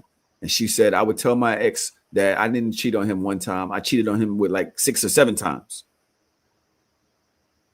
She was, and the nigga was like, what? Why would you? And she was like, I'm supposed to deal with the same dick for 5 years? And I was like, yo, our community's fucked up, bro. It's going to shit. Our community is fucked up, bro. Because what do you think that statement did? Let alone to that nigga that heard that shit. Once he hears that, his life is over. Ain't no trust in no women again. Then what about the other men that hear that are already super vulnerable or scared to be vulnerable with women? Yo, we got some really toxic male culture out here. What do you think? Be vulnerable. Niggas can't be vulnerable. Ooh. There's a clip that I came across. There's a couple clips that I came across today, and we don't have time to get to them all. Malcolm said I'm purposely missing the point. I don't know because that's all you said. No, I think he's talking about the comment right before him. Oh. Yeah. There's a couple of clips that I found here. There's a lot of things that's wrong with black men in our community. Me personally, I think that black men is kind of we got a really fucked up hand dealt right now. It's and the shit starts when you're young. When you ain't got no father in the crib, you raised by your mom, that shit does something, especially when she doesn't have the finances, probably has negative people around her or whatever. Let's talk about this. Let me see. A lot of trouble, particularly with feminist scholars over this. They like to look at male violence and men's attitudes about women and say it's all patriarchy. And I'm not dismissing patriarchy. I'm not dismissing structural racism. But if you really want to understand how some men relate to women in terms of their attitudes and behaviors, you have to go back to their earliest childhood experiences with their mothers. And when we look at the data, particularly in Black communities on child abuse, the data tells us that the majority of the abuse and the fatalities are perpetuated by women. And so if you want to figure out why a man is a misogynist, you've got to go back to those early childhood experiences. And people don't want to have that conversation because then we have to talk about maternal violence and women's complicity in creating the very men who hate us. So, oh, shit. What do y'all feel about that? Dodge. How y'all feel about this conversation? I think there are several factors that's leading to the deterioration of manhood when it comes to Black men. Our community is fucked up. I don't want to talk about Andrew Schulz no more. I don't want to talk about none of that shit no more. I don't. I see men failing every day. And what they want to be. They don't even know how to do it. I see it in so many different ways, and I'm going to bring them up one video after the other if we have time. But I want to discuss this one when it comes to maternal violence. What do y'all think about this? How do y'all feel about this? It's very true. And for me, being somebody that works in the education system, I see it on the ground floor. And I've been seeing it for years. The way that little boys deal with women and proximity to the way that they deal with their mothers, to the way that their mothers speak to them, to not having positive male figures in their life, to mothers. I say all the time, some of the people that give me the most ick are boy moms, because the way some boy moms talk about and to their sons are some of the most predatory, icky things ever. You'll see certain things and you're just like, if a dad did this to his daughter, everyone would be up in arms. We don't protect Black boys. And a lot of Black boys get sexually abused and sexually assaulted young by women, not men. There's not a large percentage of Black boys that get assaulted by men. It be women, it be aunts and nasty cousins and mothers. Like, I know and have had students that have been molested by their own mothers, but nobody talks about that shit. Nobody talks about that. and then you have a system that tries to get people to rehabilitate or to get mothers their children back. But if a father molested their daughter, I don't think that people would be so, oh, you know, your dad just needed help. You know, you guys should, you know, you should come back together. You should start to try to build a relationship now that they've been through therapy. Nobody would say that. But this is the shit that happens, and this is the shit that I see. And then you wonder why so many Black boys have these disparaging thoughts and views on women. A lot of it starts at home, just like misogyny starts at home, racism starts at home, homophobia starts at home. Nobody is inherently this way. They're a product of their environment. And it is a fact. And I think that it's something that we need to talk about more in the Black community that we keep trying to shy over. How many little Black boys, the first time they lost their virginity was by a stripper that probably sexually assaulted them, and we don't want to call it sexual assault? Like, how many times you see adults getting drunk at the party and then the lady starts twerking on the little boys? That shit not cool. That shit is not okay. But nobody's saying shit. Everybody's like, oh my God, that's so cute. Look how much you love your son. When you this my son is my king shit. The fuck? That shit is weird, bro. He's the man of the house. That nigga is 10. None of this shit is abnormal. Going on cute. 11. It's some LOL shit. Like, it's nasty as fuck. And I really want us as a community to start calling that bullshit out more. Because I'll be the first one with the yuck face. You bitches is predators. Y'all bitches is nasty. You bitches is lonely, dusty predators, and y'all need fucking help. No, I totally agree with that. And just to piggyback off what you're saying, Dodge, I feel like even when as boys get older, when they go up into middle school, high school, and they go to college, like there's really no place where they learn about themselves in that way, right? So I went to SUNY Plattsburgh. I graduated with my degree in gender and women's studies.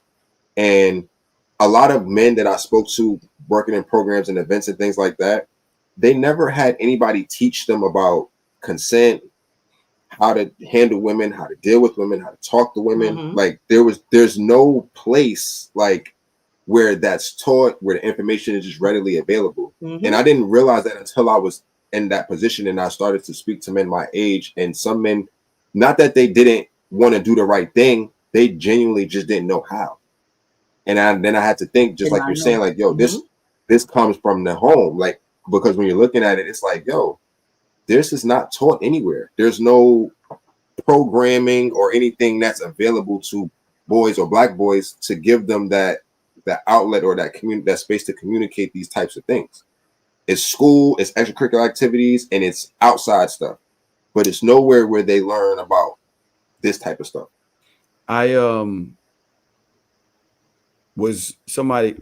Somebody in the comment just said, where'd Dodge get these stats from? I just did a quick search and it showed 92.1 of sexual abuse are men. Before you answer that, Dodge, it's funny that you say that, Sirens and Thunder, in the chat, because just scrolling on Instagram the other day, I find this fucking clip and I found it interesting. This is a young lady that's with her mom and they're on the street, and look what happens. On YouTube right now. How big is your How big is your How big is my How big is your Yeah. Not on camera. Not on camera. Question. We're here. Stop. We're here for the video. We're here for the video. Mom, we're here for the video. Wait. I know, but we're here for the video. Next. Okay, questions. We're here for the video. It's there. What are we seeing? We're here for the video. What are we seeing in this video? Because people see a YouTuber getting sexually assaulted. Are we seeing that? Does everybody agree with that? This is happening? And Shorty don't feel no way. She is a whole woman. Mad aggressive. No way. She is grabbing at his man's. Her daughter is telling her to stop. And she's like, hold on, let me grab it though. It's right here. It's right here. Let me grab it. And she continuously tries to grab it. The homie said not on camera too. What Dodge said is, imagine if that was a man. Imagine if that was a man doing that to a woman. And this is the type of things that we act like doesn't happen. And just per what Dodge said in response, and I'm doing that in response to what you just posted. 92.1% of sexual abuse offenders are men. I'm not saying that men don't do stuff to women. I'm saying let's not conflate. Is that the right way to use it, Dodge?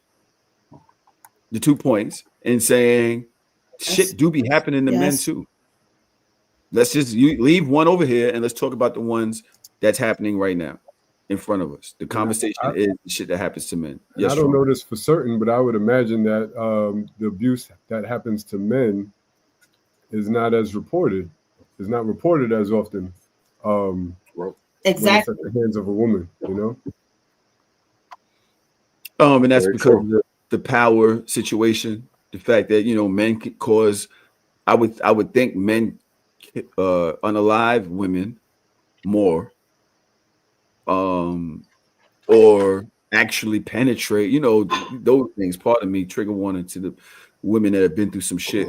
But what do y'all think about Trump? You never really responded to the maternal thing. The effect that growing up with a mom that's negative, what that does to men. I mean, it makes sense. And Daj, spoke well on it, and I agree with what she said.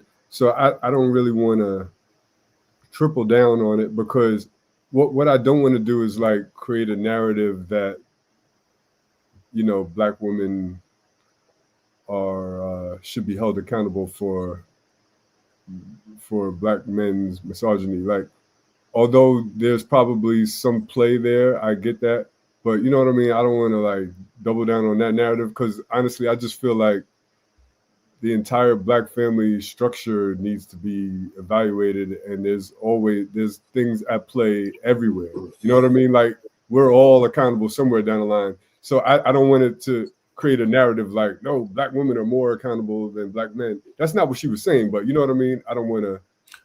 Yeah, but that isn't what she was saying. And let's not tiptoe around the fact that there are men affected growing up without a father by the efforts that their mom was trying to do, positive efforts that their mom is trying to do. But I want to know how does that show up later in life? I'm sure it definitely plays a part, but there's also other things that play, like maybe also, and I'm guessing, y'all tell me if y'all think I'm bugging, but maybe a Black woman that is single and raising a son, maybe the way that she her relationships with men and the way men treat her could also affect the son, because he's growing up seeing that. So he might see, his mom get abused or spoken to in a certain way, and now he just mimics that behavior. That could play a factor into a young boy growing up to be a misogynist man as well. So these are all factors in a single parent household. And I don't think it all lies on the actions of the woman. You know what I mean? I think you're scared to say something about Black women in this conversation. And I understand. I'm just trying to have a balanced conversation. No, you're trying to get away from the topic at hand because you're scared that it's going to be taken as one thing. But we're not saying that all mothers are detrimentally affected to the men. We're talking about the ones that are. I'm not scared. I could agree with that. This is another thing that you was doing with the whole Kendrick Schulz thing. Is like you don't want to address this because of that. It's like, yo, we can address this. We can sit right here. We can give props to the mothers that work their ass off and raise great families. We can say, yo, fuck the dads that left, because at the end of the day, y'all was the main problem here. We can do all of that. But what I'm saying is there is a problem here that can be discussed, given context, without us having to tiptoe around it. Because guess what? When we don't address it, shit happens to men later, and they wind up negatively affecting the community. No, you're right. They wind up not knowing how to be men in their household. I was watching a clip of some shit on Joe's podcast where it was this old guy on the couch. I can't remember exactly what the conversation was, but it was something about abuse. And his response was so like fucked up. It was something like, "Do my shampoo." Yeah, do you think men should hit women? Something like that, right? Right? Yeah, I know what you're talking about.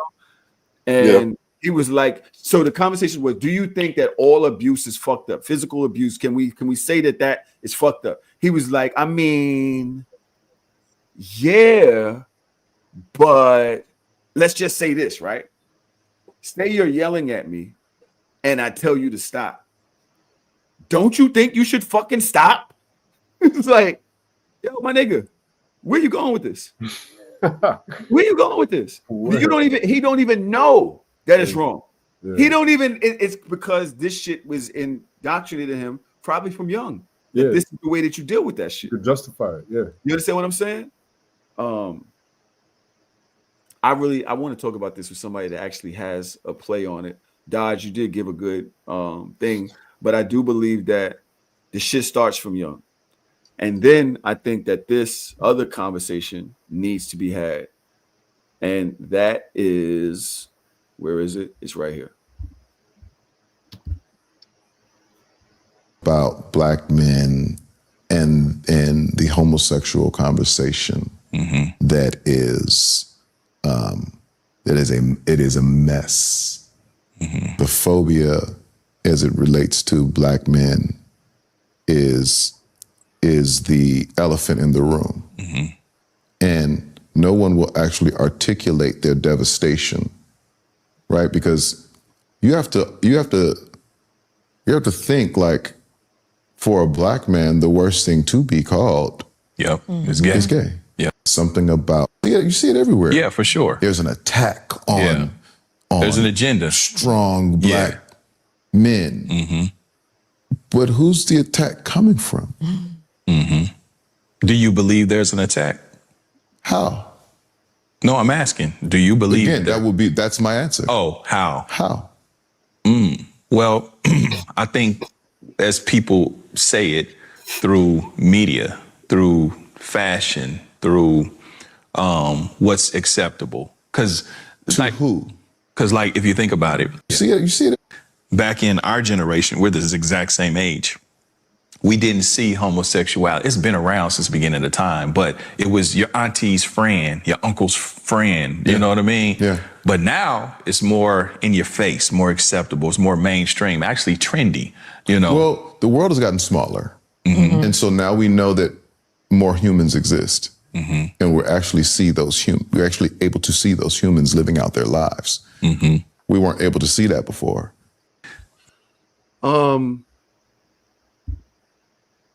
I think homophobia is a big problem when it comes to our community. People know that I've been talking about it for a long time. Some people be like, Tahoe, just come out the closet already. And I'm like, damn, you can't even speak on support for that community without people thinking, you know what I'm saying, that you're gay. But the reason I brought this up is, what do y'all think homophobia does to black men and how we present ourselves socially and romantically? What do y'all think about that? How do y'all think that this affects us? I'll go first. I feel like it puts us in like a cage, right? So let's say like we're a small bird and we grow as we get older. I feel like homophobia puts us metaphorically in a cage, and we continue to grow, but that cage remains, if you kind of understand what I'm saying, right? So we basically start to do everything and operate in the ways of not trying to be gay or not seem gay, right? So we overcompensate, or we go out of our way to make it seem like, or to make it seem like we're tougher than we are. We're more masculine. We're more whatever we need to be in the moment, just so we don't seem as feminine or as whatever people would consider being gay is. Like, so I think it puts us in a cage for our whole life, and as we get older, and as like Tank said, the world gets smaller. I think we just get to see that play out as time goes on with more people. So that's my opinion. Anybody else? Y'all thinking about it? Strong. Yeah. Now I'm just thinking about, you know, as you're talking, I'm thinking about like people that I know and stuff like that. So I don't really have nothing profound to say, but I do remember one somebody that went to high school with us, Tahoe, and he was like, at the time, he was like the biggest womanizer ever. And then like years later, we found out he was gay. To yesterday's point, he's like, he's overcompensating.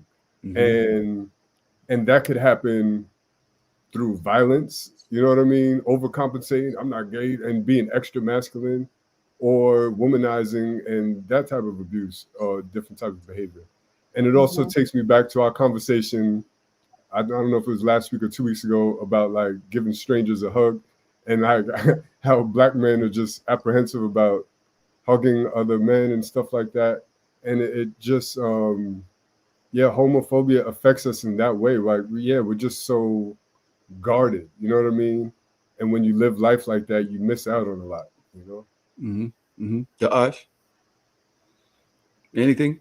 I think that Black men miss out on a lot of experiences and miss out on being able to experiment in life and dip and dabble into different things and different interests under the guise of being called gay.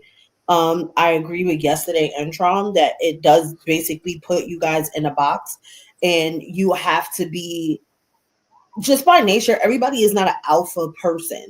But even being a more docile or a more laid back or a more quote unquote beta kind of man, like you automatically get hit with that stigma.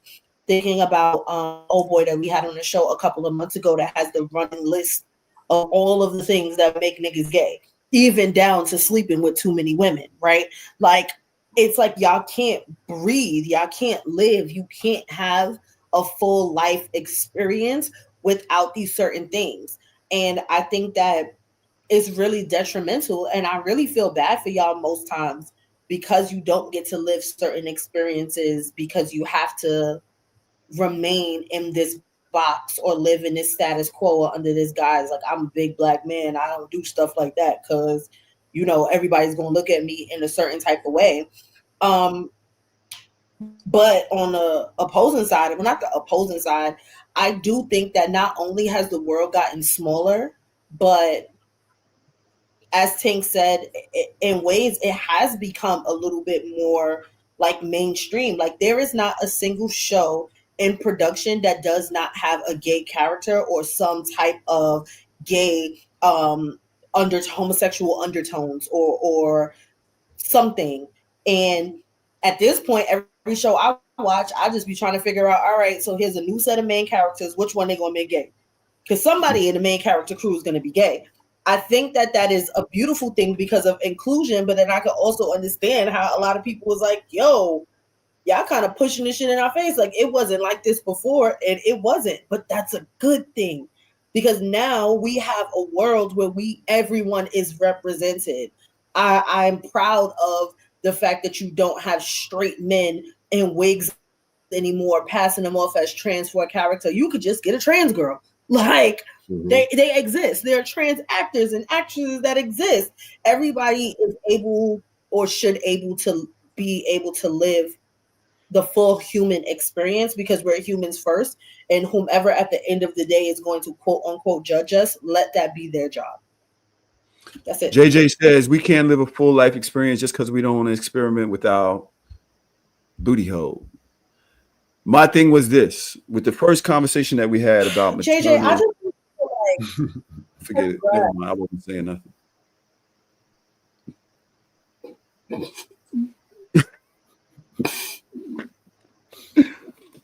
When that first thing that I was saying about maternal stuff, right? I think that men don't, a lot of us that grow up in a certain way don't know who we are.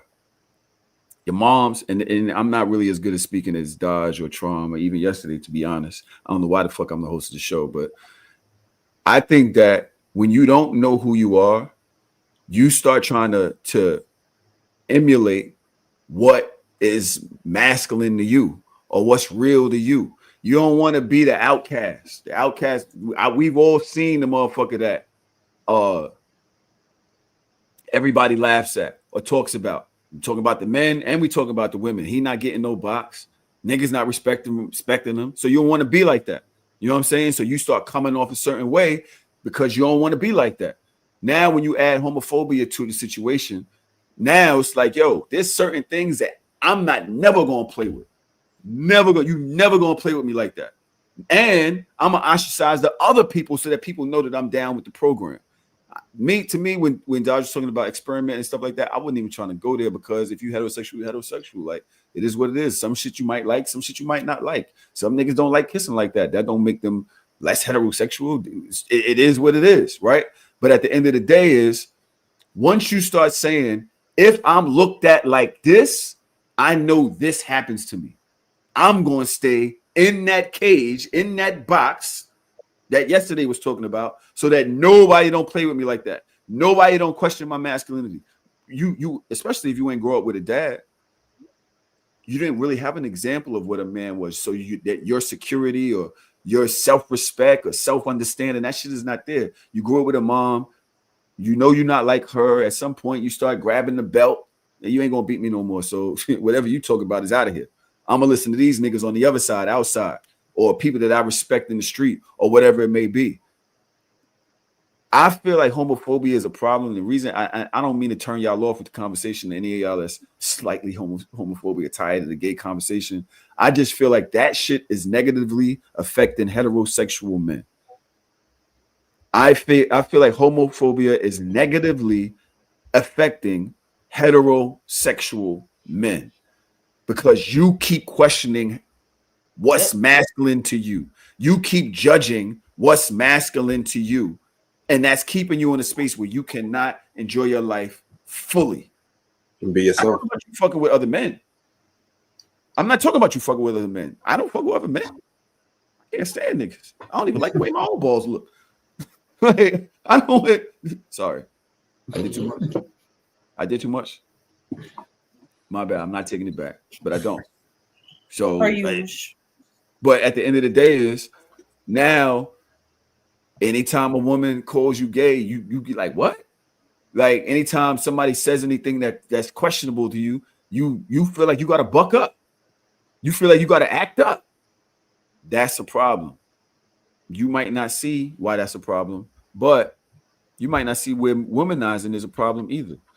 I seen this conversation on the motherfucking joint. I don't know what the hell this is about. Hoes, knowing you can have hoes is brutal stuff. It's like if I want them, they're there, but I don't want to put the time, energy, and effort into it, so there's no point. But I'm bored. I just be wanting a little distraction, just something to give my mind a rest. I be meeting these women and I be curving them because I be like, no, waste of time. But then I still be like, damn, like, I want something to call mine at the end of the day. But then I don't want nothing crazy. I don't need nothing too serious. And then sometimes I'll be wanting to spin back, but I never spin back because I'm too G for that. I'm going to always keep it player. But a player gets lonely. A player gets cold. It just feels like I've been thugging it out for so long. And don't get me wrong, I have a girl. I do. She's cool. But I need something else. I just need somebody who's going to act right and move on my type of time. And I know that's too much to ask for. Like, I know that's way too much to ask for. I should never ask for that, but I'm gonna still ask for that. And the worst part is I can't even rant about this on my actual socials because I already know the wrong people are gonna swipe up. Like, no, you are not the intended audience. You are not the target audience. Leave me alone. Please keep it moving. With no hope. Yo, I'm not gonna lie, bro. Don't ever put nobody up on the screen with no mustache like that. I'm gonna be honest with you. Don't do that again.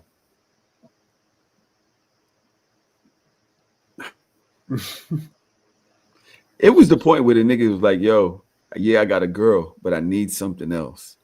Yo, he said a whole bunch of nothing. Like a whole bunch of nothing, he said. All he said was he got a girl, but he want to fuck niggas sometimes. That's exactly what he said.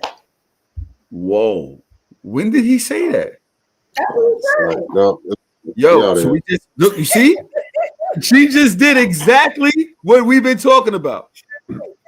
She just did what's exactly wrong with what that? we've been talking about. That's not even. That's what he said. How did you get that from that?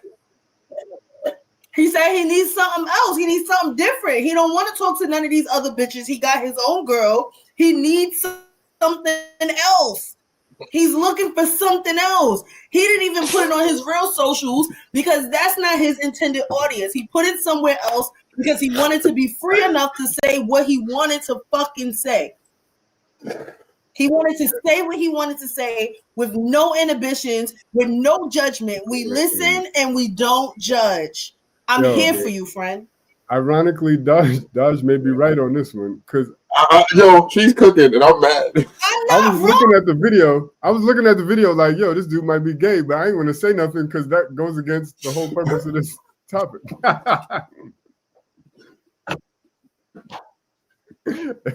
Bisexual men exist. You want something different. You don't want to fuck with none of these other bitches. Son, are y'all but I'm wrong. Perpetuating the same stereotype that I'm talking about? But that's why I said, bro, the no mustache, that was telling. Like I automatically wasn't listening to him. Why? I automatically wasn't listening. I don't listen to niggas without a mustache. What are you talking about? Especially not about bitches. What are we talking about? No, I'm not listening to you on what bitches. No, you don't have a mustache. Sorry, buddy. I think so. That's why he wants to have mad chicks instead of just one chick, without y'all thinking that the nigga wants some pussy. Like, why what happened? You want some here? pussy? All right, yo. You want some pussy? I'm not against him. I want him to get whatever it is that's gonna scratch that itch. Y'all make there was something about his mannerisms that came off a little feminine that made me think he might be gay. And I feel bad because that's the whole point of this topic. We're not supposed to say shit like that. But I'm not judging him. Y'all are. I'm homophobic. I'm supporting. I'm being supportive. What is going on here? I'm sorry. So, I can't even put what Malcolm just said in the chat on the screen. I'm not even doing that. You know what? I'm skipping this whole topic. I'm not putting that. Put it up there. I'm not. Yo, Malcolm, I'm not gonna lie.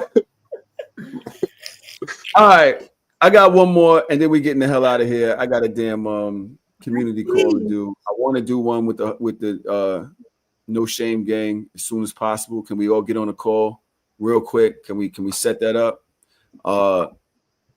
Here's one I want to close out with, and I can't believe he called him a pussy. Yo, yeah, Malcolm, you are out of pocket. You out of pocket, brother. We're speaking about the things that plague black men. Y'all just proved it to me right there. So now every nigga can't get a mustache. Now, anytime any guy out there that has a mustache that doesn't have a mustache, he's gonna think he has to have a mustache, or everybody gonna think ladies, ladies, ladies, if a nigga don't have a mustache, do not give him any play. You cannot trust him. He's up to no good. I'm telling you this. That's not fact. True. Don't listen to him. I'm telling you this for a fact. Don't listen to that nigga and do not trust any nigga with no mustache. I'm telling you. There are occupations where you're not supposed I to approve that message. Dodge, don't fire. I don't make the rules. I don't make the rules here, but you can still have a mustache, bro. You can't have a beard. Oh, you can't have a beard. You can't have a beard, but you can still have a mustache, my nigga. I don't think you can't have a beard because that shit got to suction to your face. But you can have a mustache. Yesterday, what if he's a news reporter? A lot of them don't have mustaches. I don't trust them either.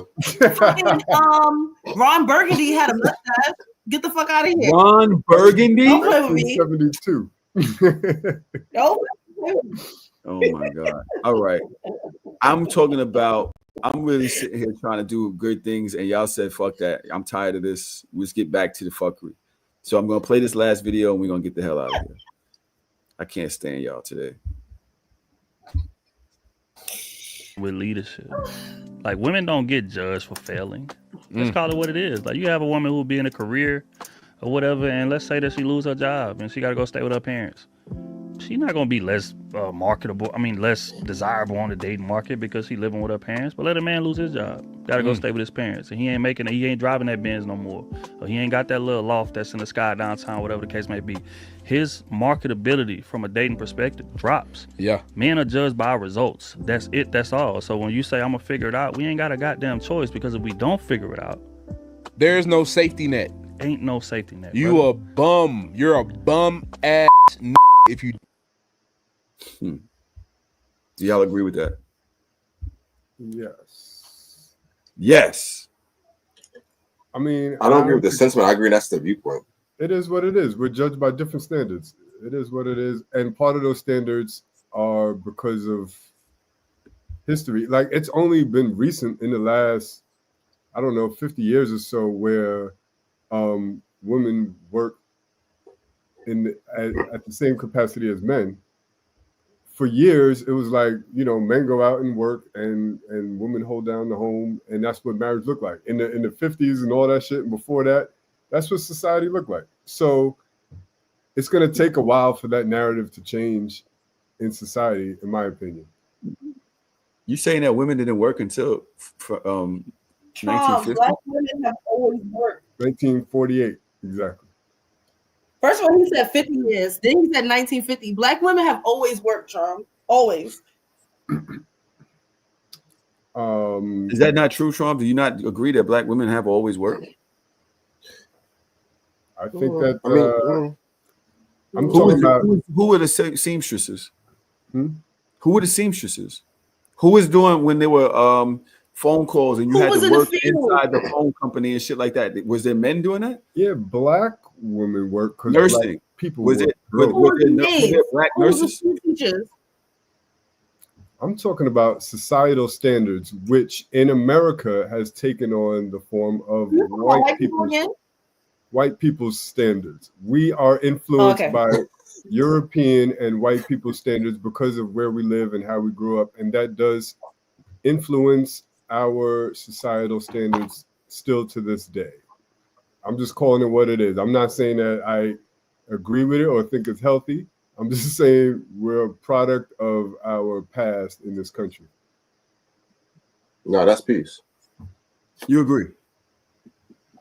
Elaborate. No, I'm just saying that's peace. No, I don't agree. I'm just saying I don't want to I understand where you're coming from. So please, I understand where you're coming from on this. Yo, Malcolm is on one today. What did he say? He said nurses. He's right. He's actually right. When I said nurses, I thought about it. I was like, they was not letting black people get nursing degrees before 1950 like that. Like, there might have been a few, but it wasn't like it is now. So I was wrong with that comment. Malcolm is actually right. But yesterday, what do you think about this clip? So you think that a degree makes a nurse a nurse? I can't understand. No. Only a degree makes a nurse a nurse. So what about all the black women in Africa and all the black women that was on the plantation that was healing people with fucking plants and roots and shit, that was taking care of the kids, that was making soups and shit? Like, the degree did not make black women more of a nurse. Black women have been into herbs and nurse practitioners for centuries. Like, I want y'all to stop making things up. This is the Donald Trump history that y'all are saying. It is making me upset. We're not saying black women didn't do shit. We're saying as an occupation, like 9 to 5 job and getting compensated for it. She's just making shit up now. She just said motherfuckers is we're talking about, we're talking about in the work. I think they're talking about in the workforce dodge. I feel like that women didn't work, especially women of color didn't work until like the second or third wave of feminism. So that was like around the 50s, 60s, 70s, somewhere around there. Yes, we're talking about, like, we know, like, the maids and the seamstresses and those jobs, but I think that's what Charm was referring to, I believe. Yes, thank you. The more formal, traditional jobs, 9 to 5, things like that. Well, my grandmother did work, so I can only go on what she told me. She did work at a certain point, and yes, she was a seamstress. And this is in the 1930s, 40s, whatever. So they were women, and they were women jobs. Black people, black. So did I make up the whole men are the providers thing? Y'all acting like I just made this shit up. Like no, that was on the video. Right. So that narrative comes from those times when men were the breadwinners. They were not the only person that worked. Okay, so men were mostly the breadwinners. Men were the ones that were allowed to have bank accounts. Men were the ones that were allowed to pay the bills because their names had the checks on them. That does not mean that Black women was not always working. We was in the fields with y'all. We was in the house cleaning too. I never said or implied that black women weren't working. Neither did the person in the clip. All I'm saying is I agree with what he's saying. If a black man lost his job, he would be looked at differently than a woman lost their job, because men are supposed to be providers. Yes, I agree with that. To answer your question, Tahoe, I agree with Traum on that. I feel like in that exact scenario that he presented, if a woman loses her job and has to move back with her parents, guys don't naturally look at the woman, I think, the same way that women would naturally look at a man.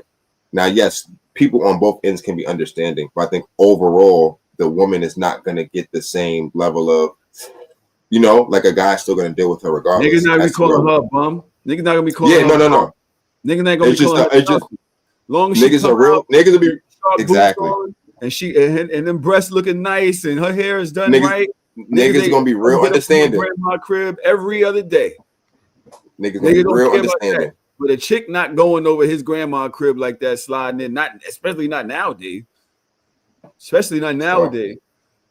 Hey, Dodge, what? I'm wrong? Y'all not telling the truth. Y'all not telling the truth. Yes, y'all are wrong. Because there are so many women that are dealing with these same men right now. It's not the fact that that man is going to be seen as less than. That man is probably not going to be able to obtain the certain caliber of woman that he wants. But he can still get a bitch. He's just not going to get the one that he wants. Not the one that he can prop up and walk around like she's my trophy girl, because she's not going for a man that doesn't have his shit together. Y'all are lying. I want y'all to stop. Anybody can get anything. How many men on this podcast, just listening to this podcast, have had girls come over to your mama's house while your mother was sleeping, that snuck women through the fucking door, that you was fucking on grandma's couch and all types of shit in the basement? Or it's like, I want y'all to stop lying. Was he a bum or not? Please, it's not to the no. I think Dodge, but Dodge, I think you're missing the point. You're missing the point. He's talking about the marketability of somebody. The desirability. That's not your again. The goalpost. You got the goalpost on the Greyhound. It's making all stops. All stops. The desirability it's never lower. It's never. That's not true. Y'all are not telling the truth. The desirability does not depreciate because of their. No, it doesn't, because I'm not going to be a girl that's going to sit here on this podcast that said that I did not fuck with niggas that lived at home with their mothers, that I wasn't fucking with niggas that when they didn't have shit. I still fuck with those niggas. The point is, if you put, all right, fuck it, you got it. Never mind. But Dodge, you also got to understand y'all telling the absolute truth. But Dodge, you also got to understand that you are one of one, right? We're talking about as a whole. Would a man be less desirable? I'm not one of one. On the dating scene, Dodge, on not just you and who you would date. I'm talking about as on a whole. Would a man be less desirable on the whole dating scene if he had to move back in with his parents versus a woman? Less desirable to whom? To women. To single women that are looking for a partner. You don't think that they're gonna be like, damn, you live. No. I want y'all to hold on. Niggas in jail right now that have girlfriends. Yeah, you're talking about a small percentage, guys. There's bitches that literally just pen pal niggas in prison. This is a nigga that don't even have a home. Are you kidding me? How many times do we talk about hobosexuals and niggas that just fuck with bitches because they're homeless? So, Dodge, so you're saying that a man's value does not depreciate because of that. That's not true. Okay. All right. It's not true. It's the caliber of woman that he's going to attract. That's the truth. That proves our point. That means he can't get a black man with a woman that you think is less desirable, and you feel like, oh fuck. If you have to go to a lower, but that doesn't mean that that doesn't depreciate his value because he's still got a bitch. Dodge, if you can't get a certain caliber because of your circumstances, that means that your value has depreciated. That literally is what it means. You got to lower your standards now. Let me add a little context. Y'all right. I think that if fine, Dodge, you're saying that it's not true, right? If I ride with you on that, do you believe that men think it's true? Yes. What do you think that does to niggas that want to be looked at as better or not in that situation? Because at the end of the day that's pressure. Nigga thinking that he is going to be looked at a certain way if this happens, if he's perceived this way. Women don't have that over their head. And I don't even mean to compare. I'm just saying that it is a double standard, fine. But do you understand that that's a true reality for men? We could go back and forth with whether it's, what'd you say? That's a double standard that in a different way, because from a woman's standpoint, I would call her a bum bitch, and all my friends would too. Y'all not calling her a bum bitch, that's y'all problem. Y'all need to fix your standards then y'all need to up your standards. That's all that means, because y'all would still accept that from a certain type of woman just because she looks a certain type of way. That's your problem. But I don't have to lower my standards for what I think is appropriate for a man or where a man should be, because you have none. I didn't say you did. That wasn't even the conversation. The conversation is the pressure that men feel to be better, to be greater, to show up a certain way because of how they may feel they will be perceived. None have nothing to do with whether the conversation was about the comparison. The conversation was about the fact that if a woman was in the same position, she would not be looked at as this. And you're saying because there is pressure, that pressure is coming from y'all. That's not coming like, I think that a woman that doesn't have certain shit for herself is a fucking bum. You don't think that. That's why you have this extra added pressure. I don't agree. Does that with not you. make sense? I think that women, the whole term of homosexual comes from women. Men never made that up. And it comes from women that say niggas be homeless. Niggas be having to live with their moms. Niggas be having twin size beds in their mom's crib. This is a thing that was made by women. Yes. So let's not act like it doesn't exist. It exists. There's a truth there. You may say that it doesn't apply to you. Great. Thank you for seeing us as more than the nigga that lives in his mom's crib. Thank you for lowering your standards at those times when you was doing that. But a lot of women are not able to do that, won't do it, will talk crazy about a nigga, make a nigga feel less than, make a nigga feel like he got to go, that he is not worthy if he does not have. And women don't go through that. So we're going to go into the comparison conversation. No, niggas don't look at a woman like, oh, your jury's fake. Niggas don't do that. Niggas don't, oh, she's driving an Ultima. Niggas don't look at a woman like, oh, she's driving a fucking Corolla. I can't get in that Corolla with her. Oh, shit. Niggas don't do that. Women do. Let's not act like shit ain't the way it really is just for the sake of arguing on the pod. It is what it is, dog. It ain't nothing. Anyway, I love y'all. Ain't nobody. I really don't give a fuck. I was letting y'all do y'all thing. I'm just saying. It's all right. We're about to end this shit anyway. I gotta go do something else. And I love, yo, what the fuck yesterday? Yo, really, bro? Dead ass? All right. I'm getting the hell out of here. I hope y'all okay. Dodge, you hate us? Don't hate me. I love you. Look at this one out of nowhere. I'm with Dodge. Yeah, we know. Yeah, we know. Fucking so shameless. Look, Malcolm says, look at Malcolm. I cannot get in the Corolla. It's a size thing, no. Yo, how many times you gonna refer to your size, my nigga? JJ, I think I'm kicking you out of here. Goodbye.